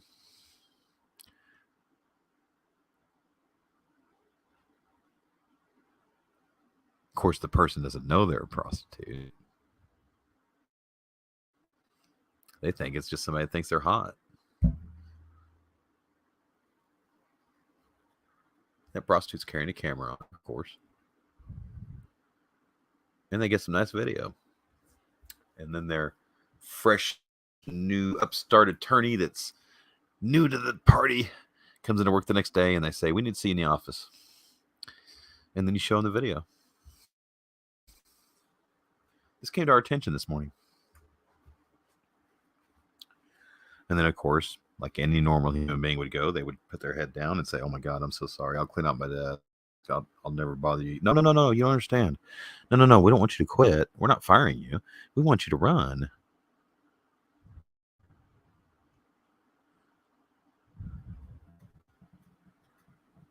Because now they own them.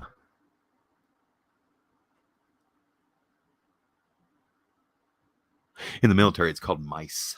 MICE.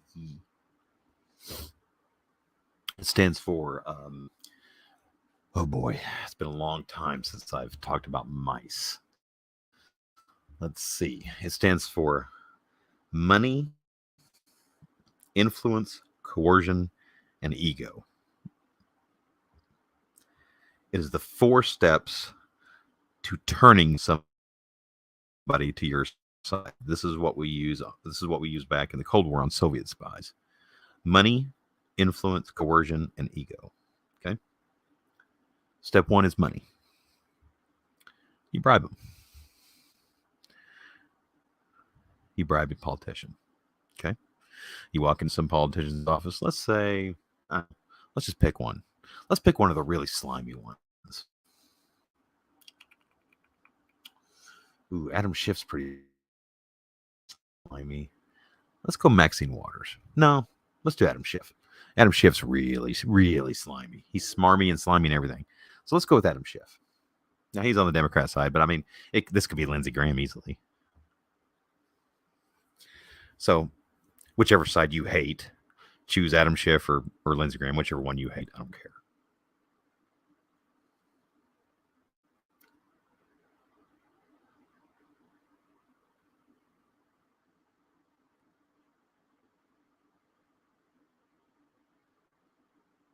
And you go into his office and you say, "Hey, this bill you guys are looking at, I think I need you to vote no on that."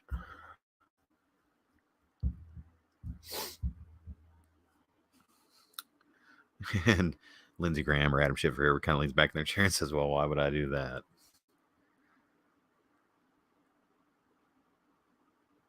And you kick over a duffel bag. This $20,000 says your vote's no. And then Adam Schiff stands up and gets insulted. How dare you insult me? That's trying to bribe a politician. How dare you? Okay, money didn't work on this one. So then you go to influence.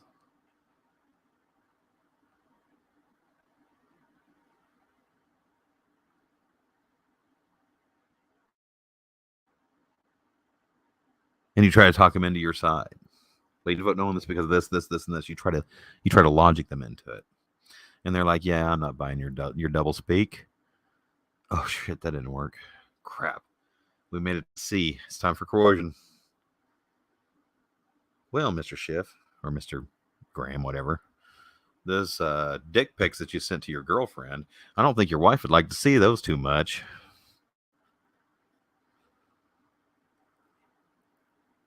And that usually turns them. But what if you don't have dick pics? What if you can't get anything to coerce them on? Then you're left with ego.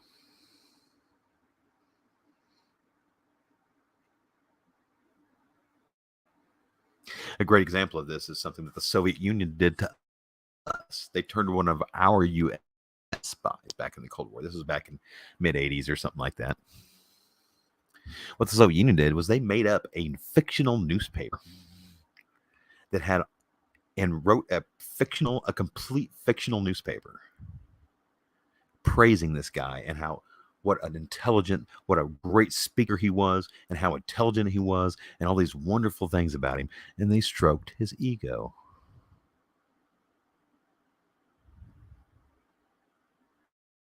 And for that guy, that's what turned him. Because he thought the Soviet Union appreciated him more than the U.S. did. They appreciated his genius more than the U.S. did. He didn't know that everything was completely fictional, but that doesn't matter.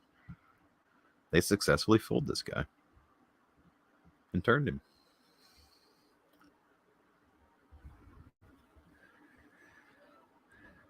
It's called mice.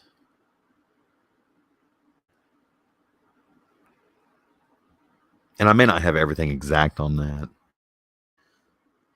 Somebody can correct me on that if you like. oldmajor420@gmail.com.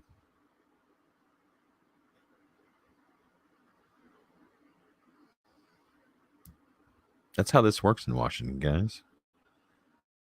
Because of political parties. You take the party out of that, there's no organization to do these things. George Washington was right. And we've been too stupid to realize it. Well, no, that's not fair. Not stupid. Brainwashed.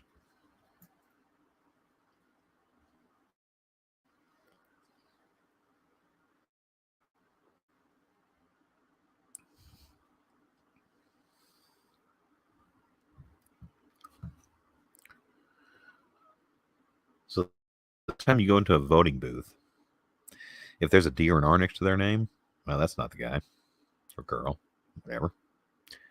Nope, not them. I wouldn't even suggest moving to the Libertarian Party. If everybody moved from the right to the Libertarian Party, for example, the Libertarian Party would just be corrupt. I mean, they're not big enough to be corrupt yet, probably. But that's all that would happen. They would just get corrupt. Political parties are not the answer. Political parties will be the death of this country if we don't stop it.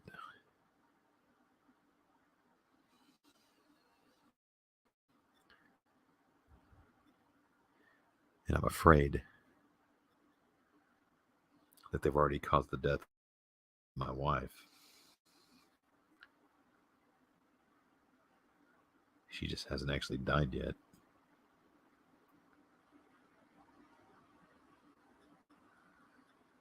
These butchers in DC, monsters.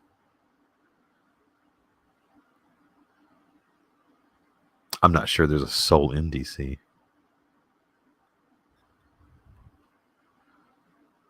They are nothing but black. And they need to be dealt with at the ballot box. McConnell is a senator from Tennessee.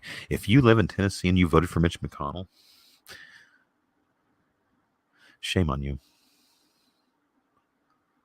You're part of this problem. You are hurting my country because you're voting for that worthless piece of shit. And if you live in California's 12th district, that's Nancy Pelosi's district. And if you voted for Nancy Pelosi, this is your fucking fault.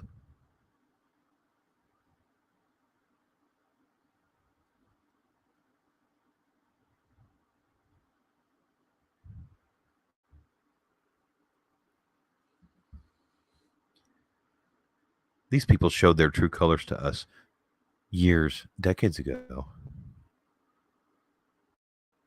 And we just keep ignoring it. It's like, Mitch McConnell held up Obama's nomination. It's just a year. Oh, hell, what's that to do? It's just a year. Well, we traditionally don't. Traditionally, blah, da, da, da, da, da, da, American tradition, American tradition. It's not tradition if it's only happened once or twice. It's a ridiculous notion. The fact is, Mitch McConnell held up that nomination for a year. And you on the right, you're happy he held up the nomination for a year because Trump ultimately got to nominate that guy. And that's one of the reasons that Roe v. Wade got removed. Now, Roe v. Wade, in hindsight, Roe v. Wade would have got removed even if he had held up that nomination because Roe v. Wade was overturned by 6-3. One vote more for the left would not have changed the outcome. It had been 5-4 instead of 6-3. So in hindsight, it didn't affect Roe v. Wade. Not that particular act by Mitch McConnell, but he didn't know that at the time.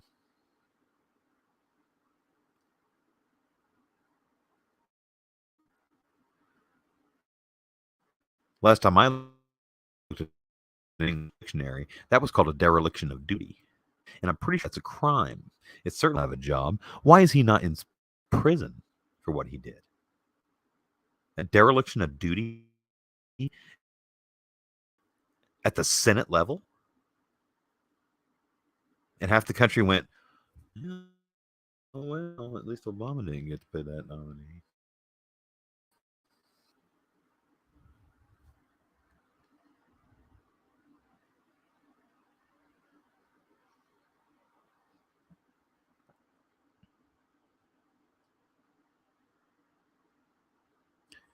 Why is Mitch McConnell still in office?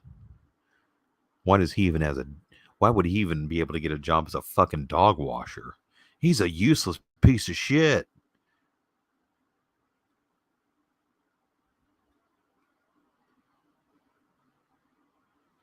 And for you on the left, Chuck Schumer is just as much a piece of shit. Actually, I would say Chuck Schumer might be even a bigger piece of shit. Just in a different way. I don't know, big, little. Who gives a fuck?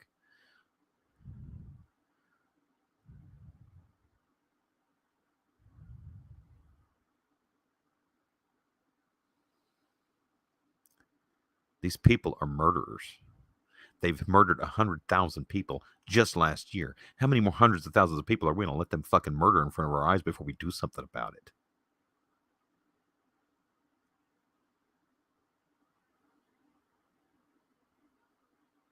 How many executions have to happen in this country before people go, oh shit, this ain't good?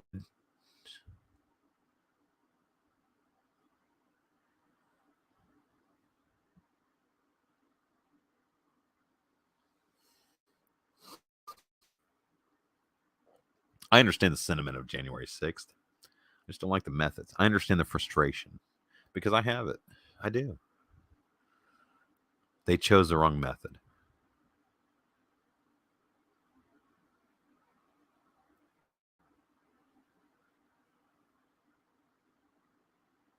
That's not the way to that's not the way to change things in the United States. Violence has never been the answer. I take that back. Violence has been the answer a couple of times. Violence has been the answer in the Revolutionary War, in the War of 1812, and in the Civil War. Violence was the answer. But for political change, violence doesn't work. For that matter, in the Civil War, you could say that the South was using violence for political change, and it failed. So the notion still stays the same.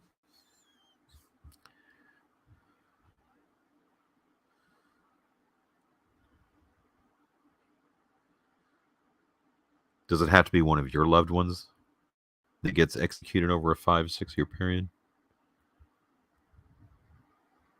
before you do something? Before you say something?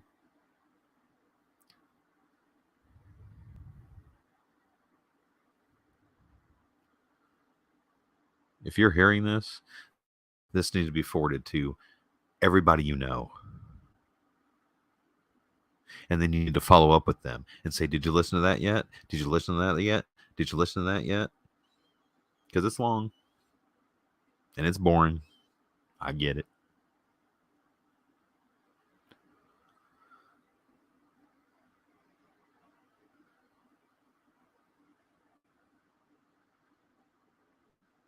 And if this message, by some miracle, I don't expect it will, but I need a Hail Mary at this point to save her.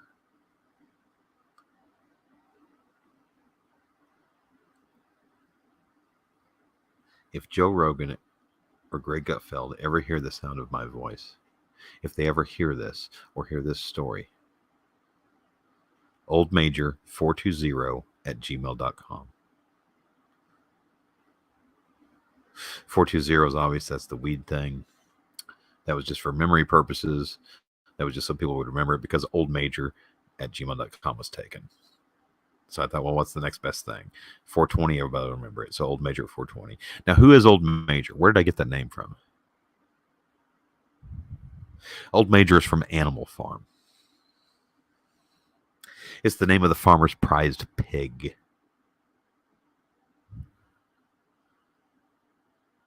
He was the wise old pig that explained to everybody else in the barnyard essentially how socialism is a complete failure. Now, whether you agree with the book or not, that's where I got the name from. And I thought making the sausage was a clever way to reference pig. I'm a very odd person.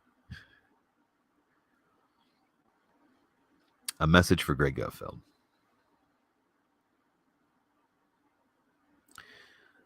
I watch your show often. Not every day, but I do watch it often.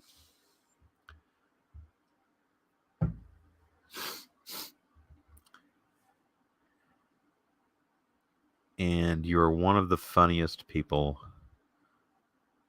I've ever seen. But more importantly than that, you surround yourself by people that are intelligent and funny. I agree with you, Greg. I think Tyrus is probably one of the smartest men on the planet. And I think Kat might be one of the funniest women on the planet.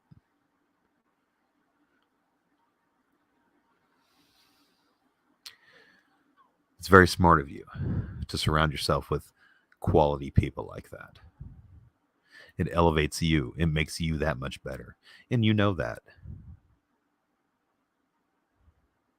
Because a smart man surrounds himself with smarter men.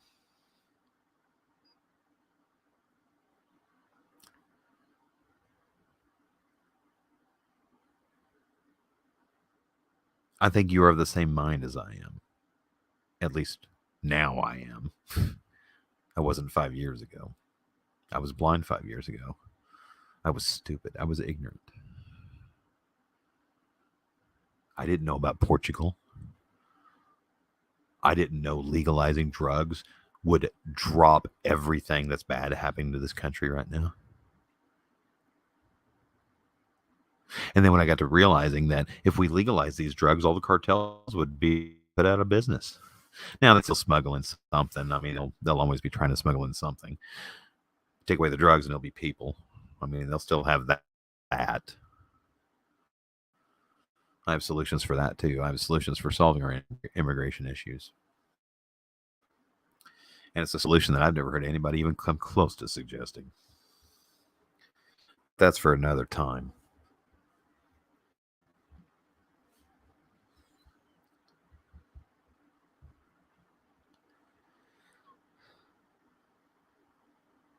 A message to Joe Rogan. I watch your Spotify show. I watched your show actually before it was on Spotify. I remember when you moved it to Spotify. I know that because I had to download Spotify. But I do. I watch your show pretty regularly. I don't watch all of them. Some people I'm just not interested in. I don't do UFC. It's just not my thing.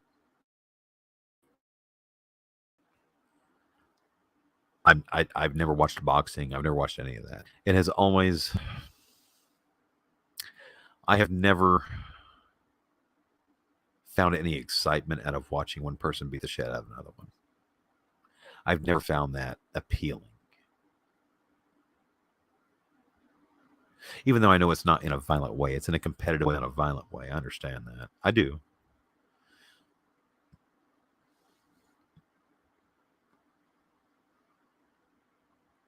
But I'm very sensitive to other people's suffering.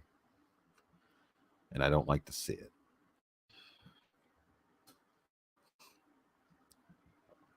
And that's just me. It's just me.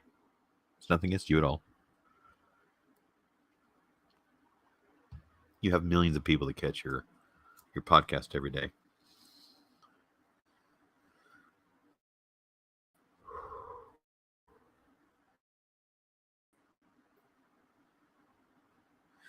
You can help.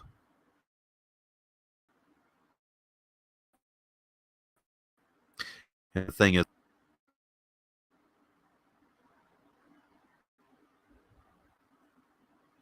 is that unless you're a very good actor, and I don't think you are,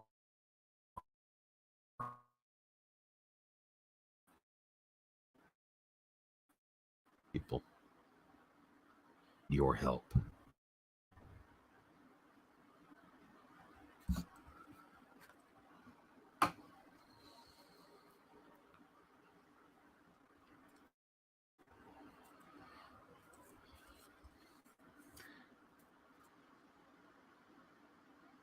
Well, that was kind of insulting, wasn't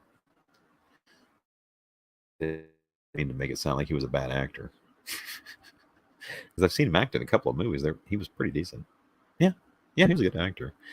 But that wasn't the point of what I was saying. I hope he understands. And I think Joe would. I think you do, Joe.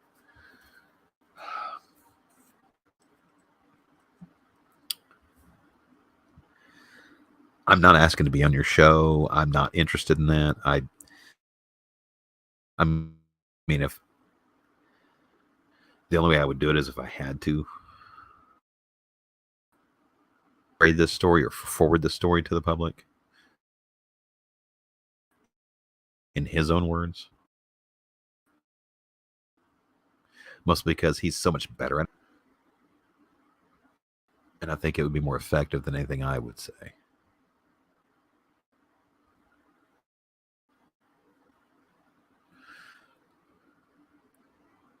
For that matter, it'd be the same with Gutfeld.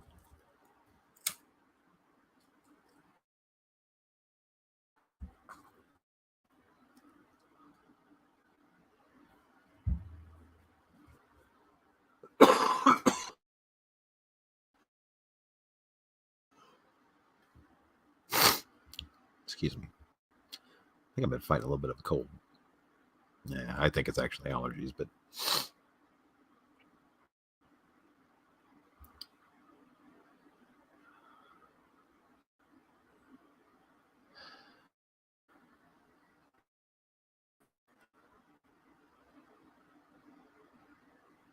I'm really running out of ideas.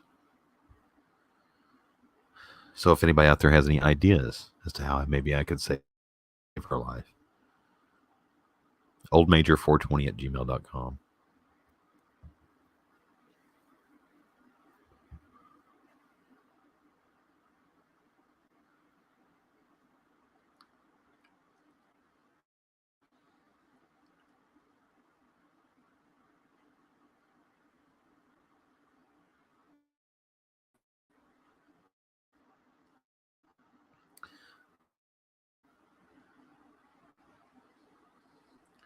I've been talking or thinking about doing this for probably a year. But I really thought they would get their head out of their asses and let her have her medication back. Let her have the medical treatments that are effective on her.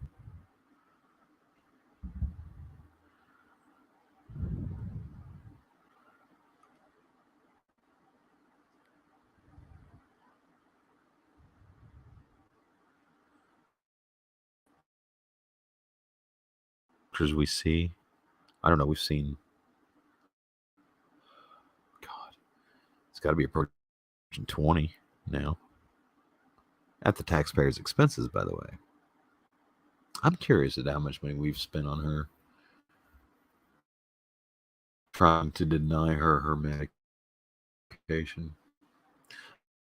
But it's north of $500,000 of taxpayer use not to give her the one thing that they know works.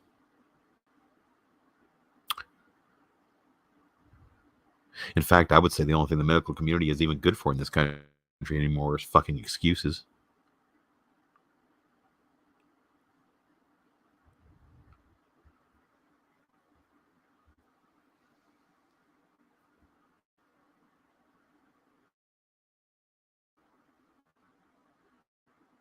I had it up here with a doctor one time. I said, "Stop telling me what you can't do and tell me what you can."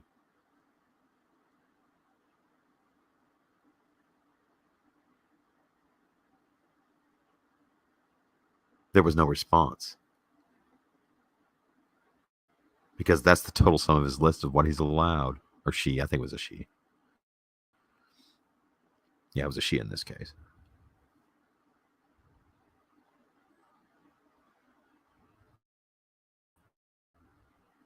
If I heard the word "can't" come out of another doctor,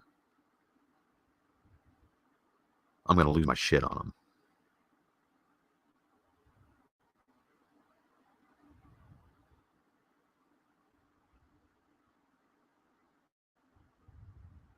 Because they're going to find out what I can't do. I can't sit by and watch my wife die. I can't let these motherfuckers execute her.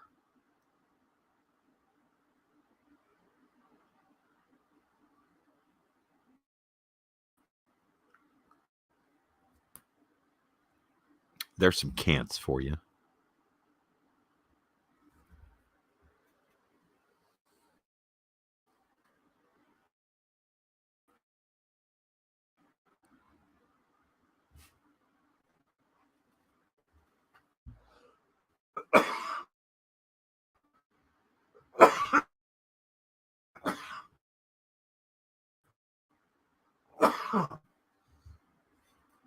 My goodness. Care. Now the way it works in an emergency room, if your vital signs are stable, you might as well not be there.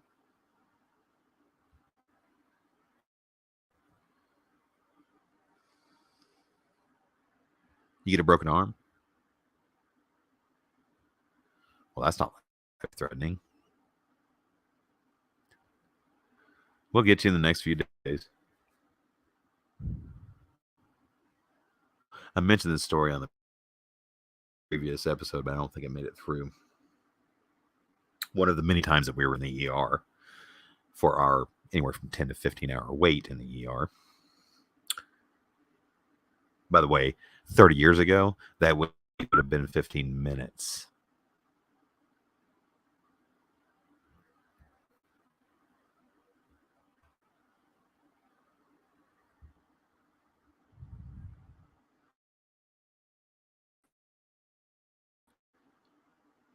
We were sitting there in a room. Kid came in, 5-year-old kid.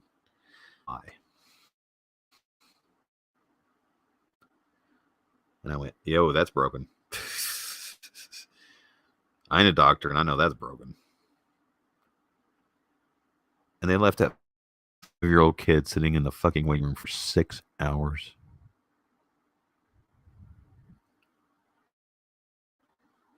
I went up to the nurse's station. I said, "Can you get this kid some pain meds?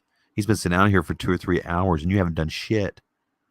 And he's like, "Oh, no, we can't administer medicines in the waiting room." Policy.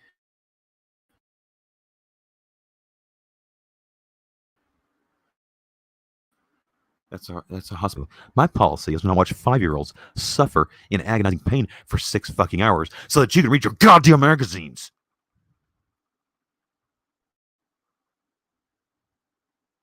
Because that's what that cunt was doing.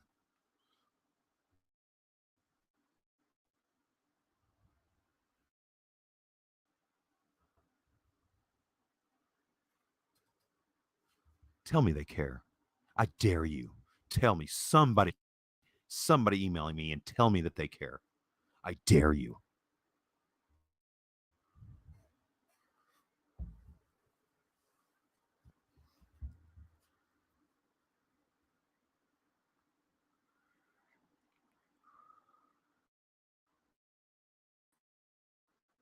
Thanks, Obama.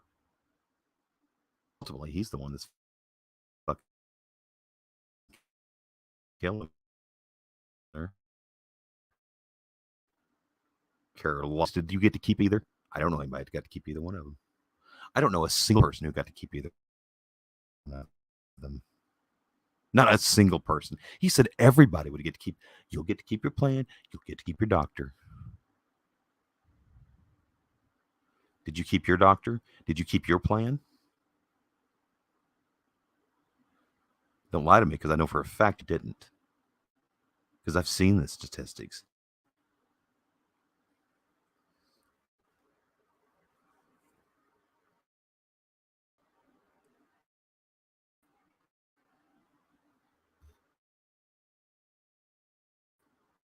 I can't fucking believe I voted for that son of a bitch. Do you know why I voted for Obama? The first time. I didn't vote for him the second time.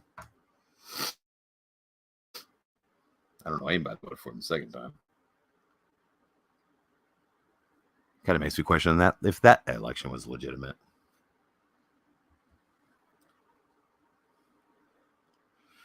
But he was up against a real worthless piece of shit back then. I don't remember who it was.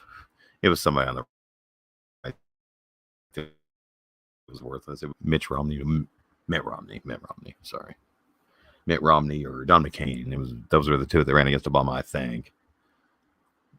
I don't remember.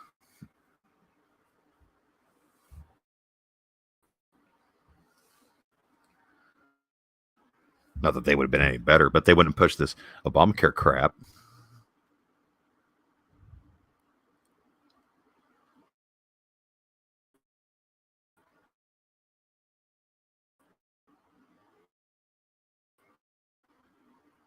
You want to save the healthcare system in this country?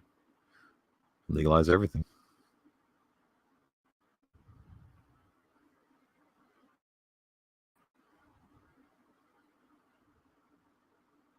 How much going to take off the healthcare system if you can call a for $50 and say, "Hey, doc, yeah, I agree. Those 3 drugs. Throw in this 4th one too. All 4 of them you can get down at your local pharmacy, and all 4 of them combined are going to cost you about $40.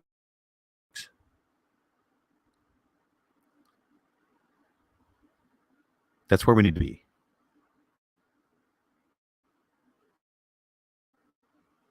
No prescriptions required.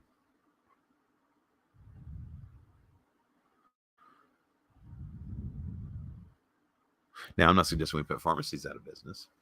A lot of these medications should be sold behind the counter, to where you have to go up to the pharmacy to ask for it, and have the pharmacist say, "Oh, well, what do you need it for?" And to explain, I got this infection. I need an antibiotic. Well, antibiotics is a bad example, because that one should never be held behind the counter. It should be just on the shelf. But like, I don't know. Well, fucking opioids, for example. I know in parts of the country they keep track of how much fucking cold medicine you buy.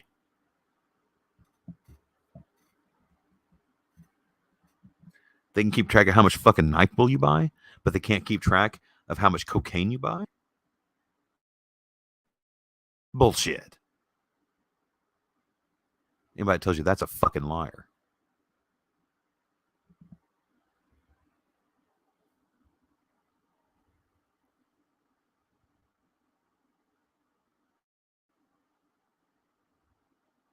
I also believe they should be age restricted.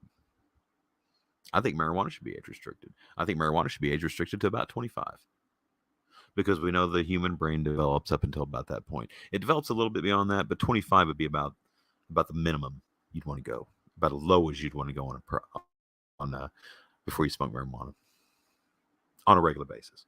Now, on occasion, here and there, when you're like in high school or college, that's one thing. But if you're a daily smoker, you shouldn't start doing that until you're like 25. You shouldn't start doing that until you're like 25. I'd be okay with that age restriction. Everybody wants to put restrictions at 18 or 21. They seem like arbitrary numbers to me. What the fuck does that even mean? Why 21? What's so special about 21? Just a number. Why wasn't it 20 or 22?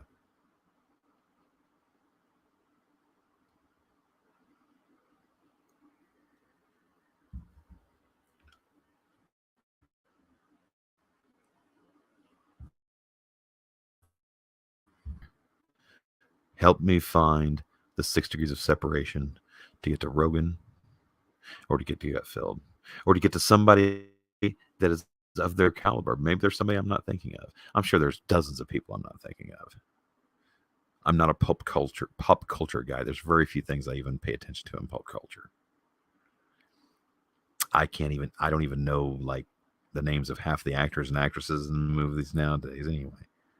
I don't care to know. I'm trying to keep my wife alive.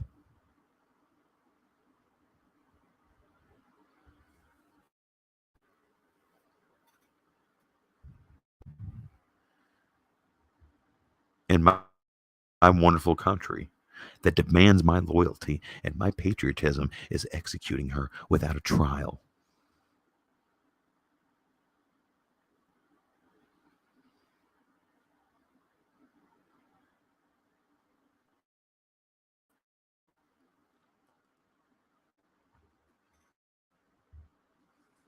Old Major 420 at gmail.com.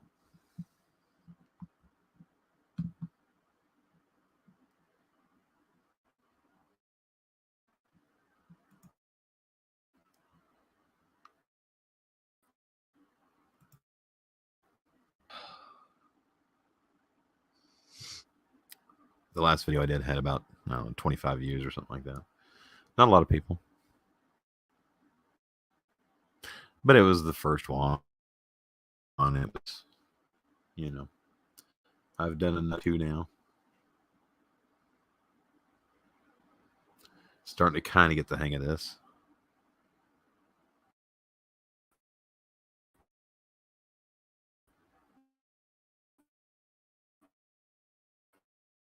I'm not good at this.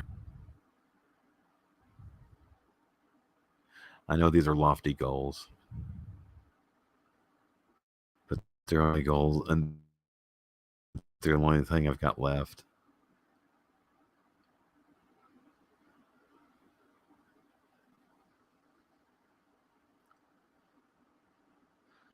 I don't enjoy human suffering. I guess I'd make a lousy politician.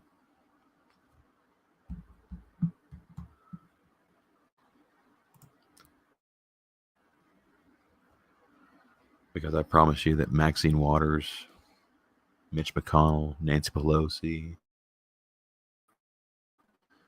Adam Schiff, Lindsey Graham, all of those people have a thing in common for sure. They seem to really enjoy human suffering.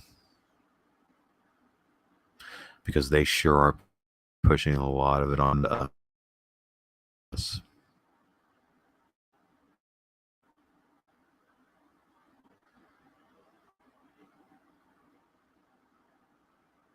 Mitch, Nancy, Adam, hell, Ted Cruz. Anybody. Prove me wrong. Please do.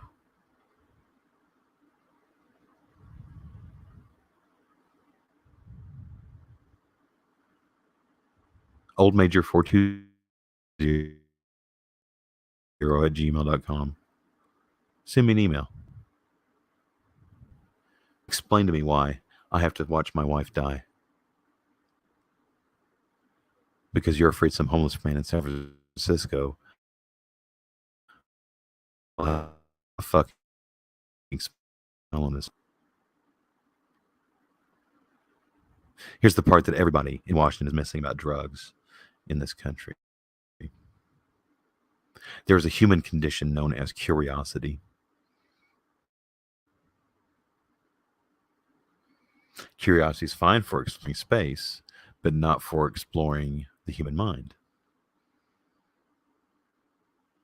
Seems kind of arbitrary to me.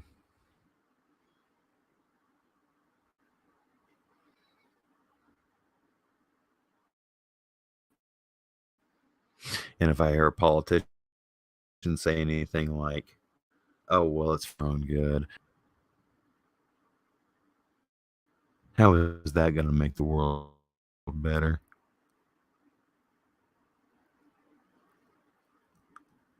Because if she dies and you did nothing, I promise you, this world will not be better.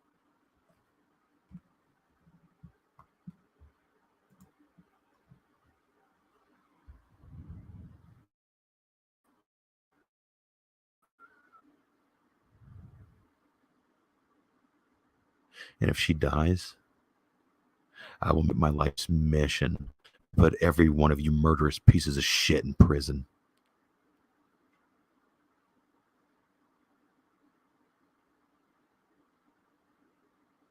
Now, let me end this broadcast with a personal message to Ted Cruz.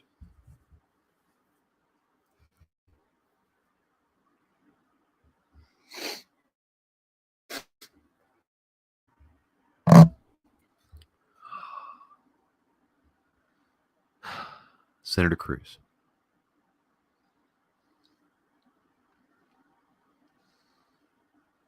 there was a time in my life where I had a great deal of admiration for you. And the reason I had a great deal of admiration for you, I want me to explain this to you because I've always wanted to.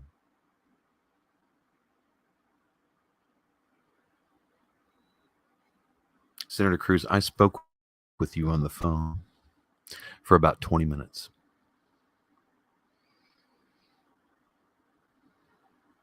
I worked at a job at the time where you called in for assistance. And I spoke with you directly. And while I was helping with your problem, we also engaged in small talk, like most people do on these kinds of conversations. I believe you were in the Caribbean, and you were waiting on your wife and kids to show up. At the time, you were running for president. You were still in the running.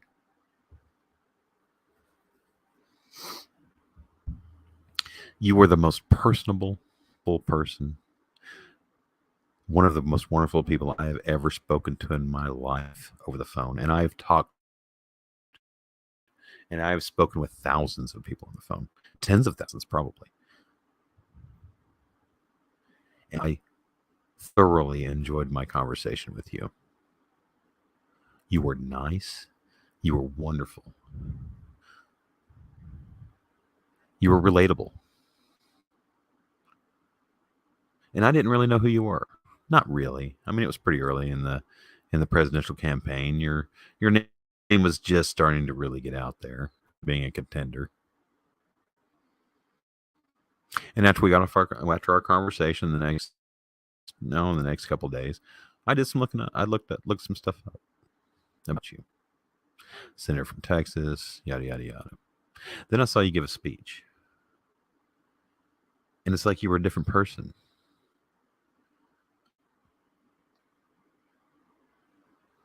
I will tell the entire world this. Ted Cruz is a great dude. He is. He's a great guy. But when he gets in front of a camera, Ted, when you get in front of a camera, It's like, Ted, if you want to get ahead in the world,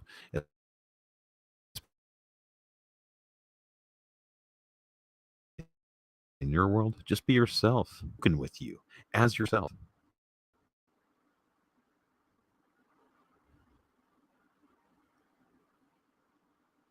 Try to find that again if you can. I'm rooting for you because I spoke to you personally. I had a real conversation with you. What you were interested in, it was my family.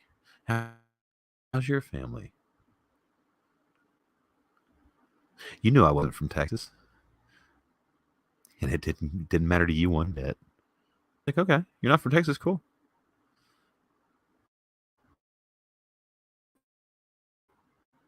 It was a wonderful conversation. The same way you spoke to me over the phone, you probably would be president. Just a bit of advice.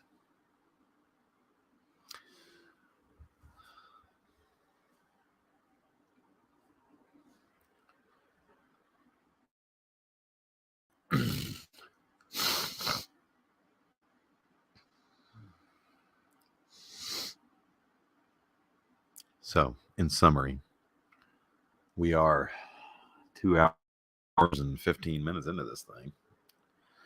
After a 3 hour one, this has been a long broadcast. This is 5 hours. I've been on the air now.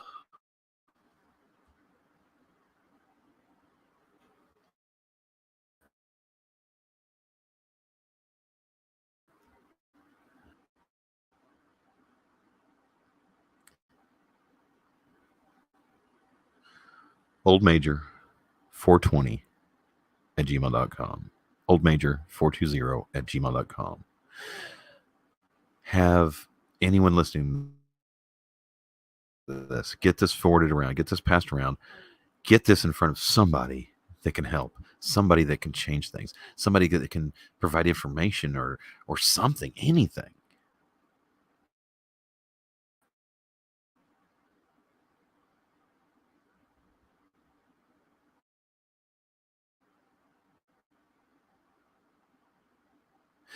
Oh yeah, there was one other thing I wanted to go over again from the previous broadcast. I don't think it made it was too choppy. I don't think you could understand it. I couldn't really understand it, so I'm going to do it again.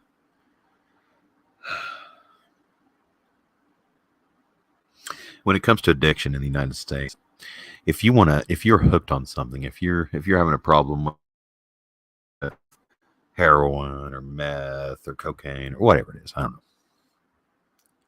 And if you have a problem in this country, these are your options.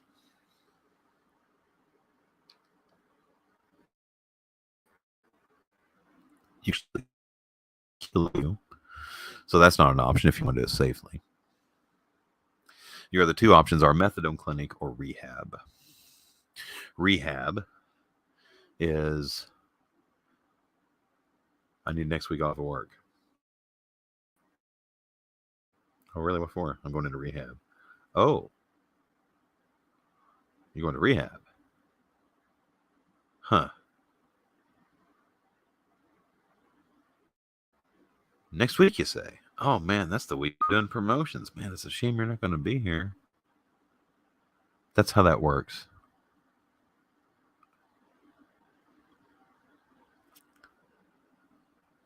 And the methadone clinic could have the same consequences if the wrong person sees you go in there.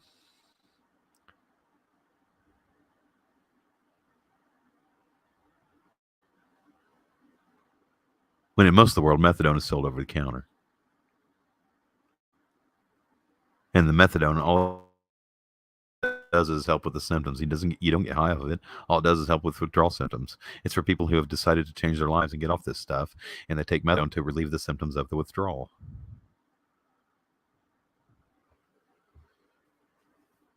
It's over the counter all over the world. Here you can't even get it on a script. Here it's doled out one dose at a time, like it's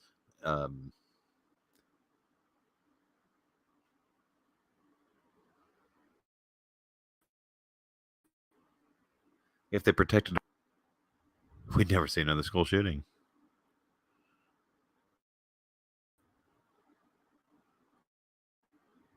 Why do they protect methadone more than they protect your children?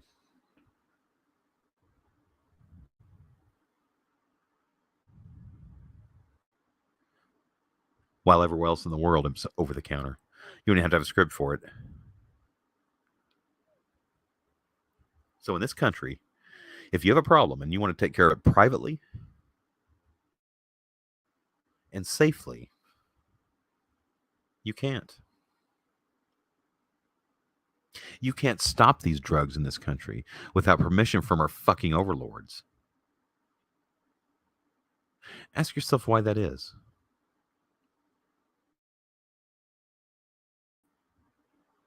The system is designed to keep people on drugs. It's not designed to get people off drugs. It's designed to keep them on them. Of course, they're telling you they're trying to get everybody off drugs. Of course, they're lying. And they know it. Drugs. The reason I know that is because there's no way to get off drugs without their permission.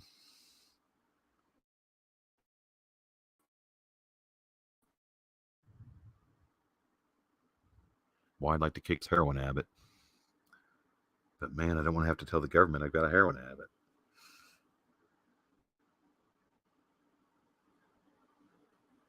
And I don't want to risk my own life. There's not a third option for a heroin addict. You either have to tell the government or you have to risk dying.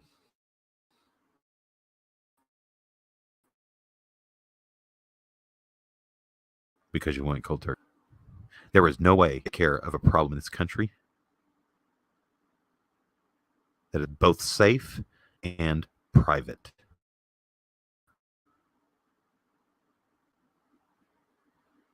Why is the ACLU silent on this? They're all about privacy rights. Why is the ACLU not getting involved in this and saying, what the fuck? Why do we have to have permission off of drugs in this country?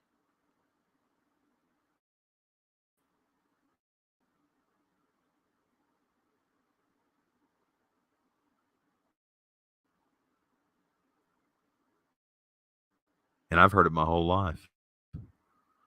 It's this brainwashed attitude of,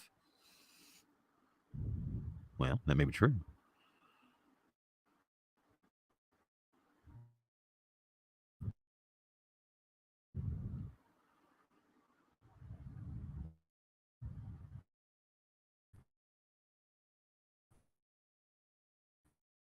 So what's your solution?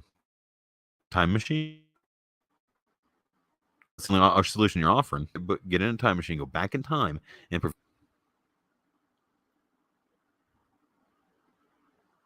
I don't know the point of that argument. Well, you should have never got on in the first place. Okay, sure. What? And it's done now. Now what are we going to do?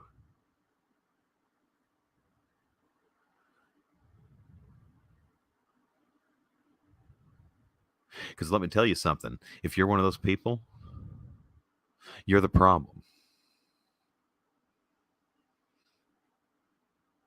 If you want to execute thousands of Americans, at least have the decency to look them in the eye before you pull the trigger. Because the way you're doing it right now makes you a fucking cow.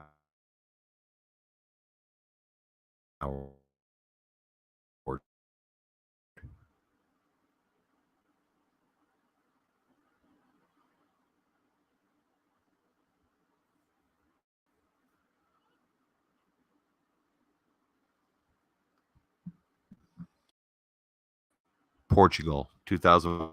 Look it up. Now, was everything perfect in Portugal? No.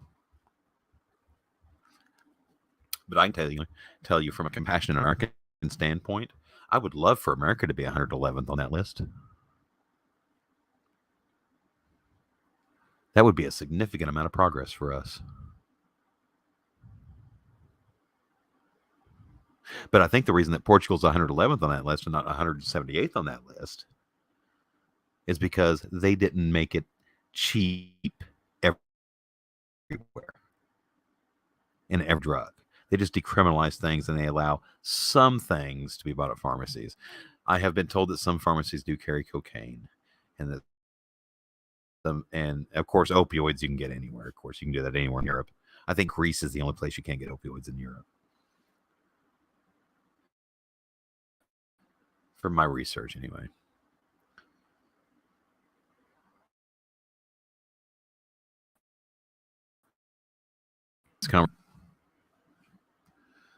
Did you know that the United States is almost the only country in the world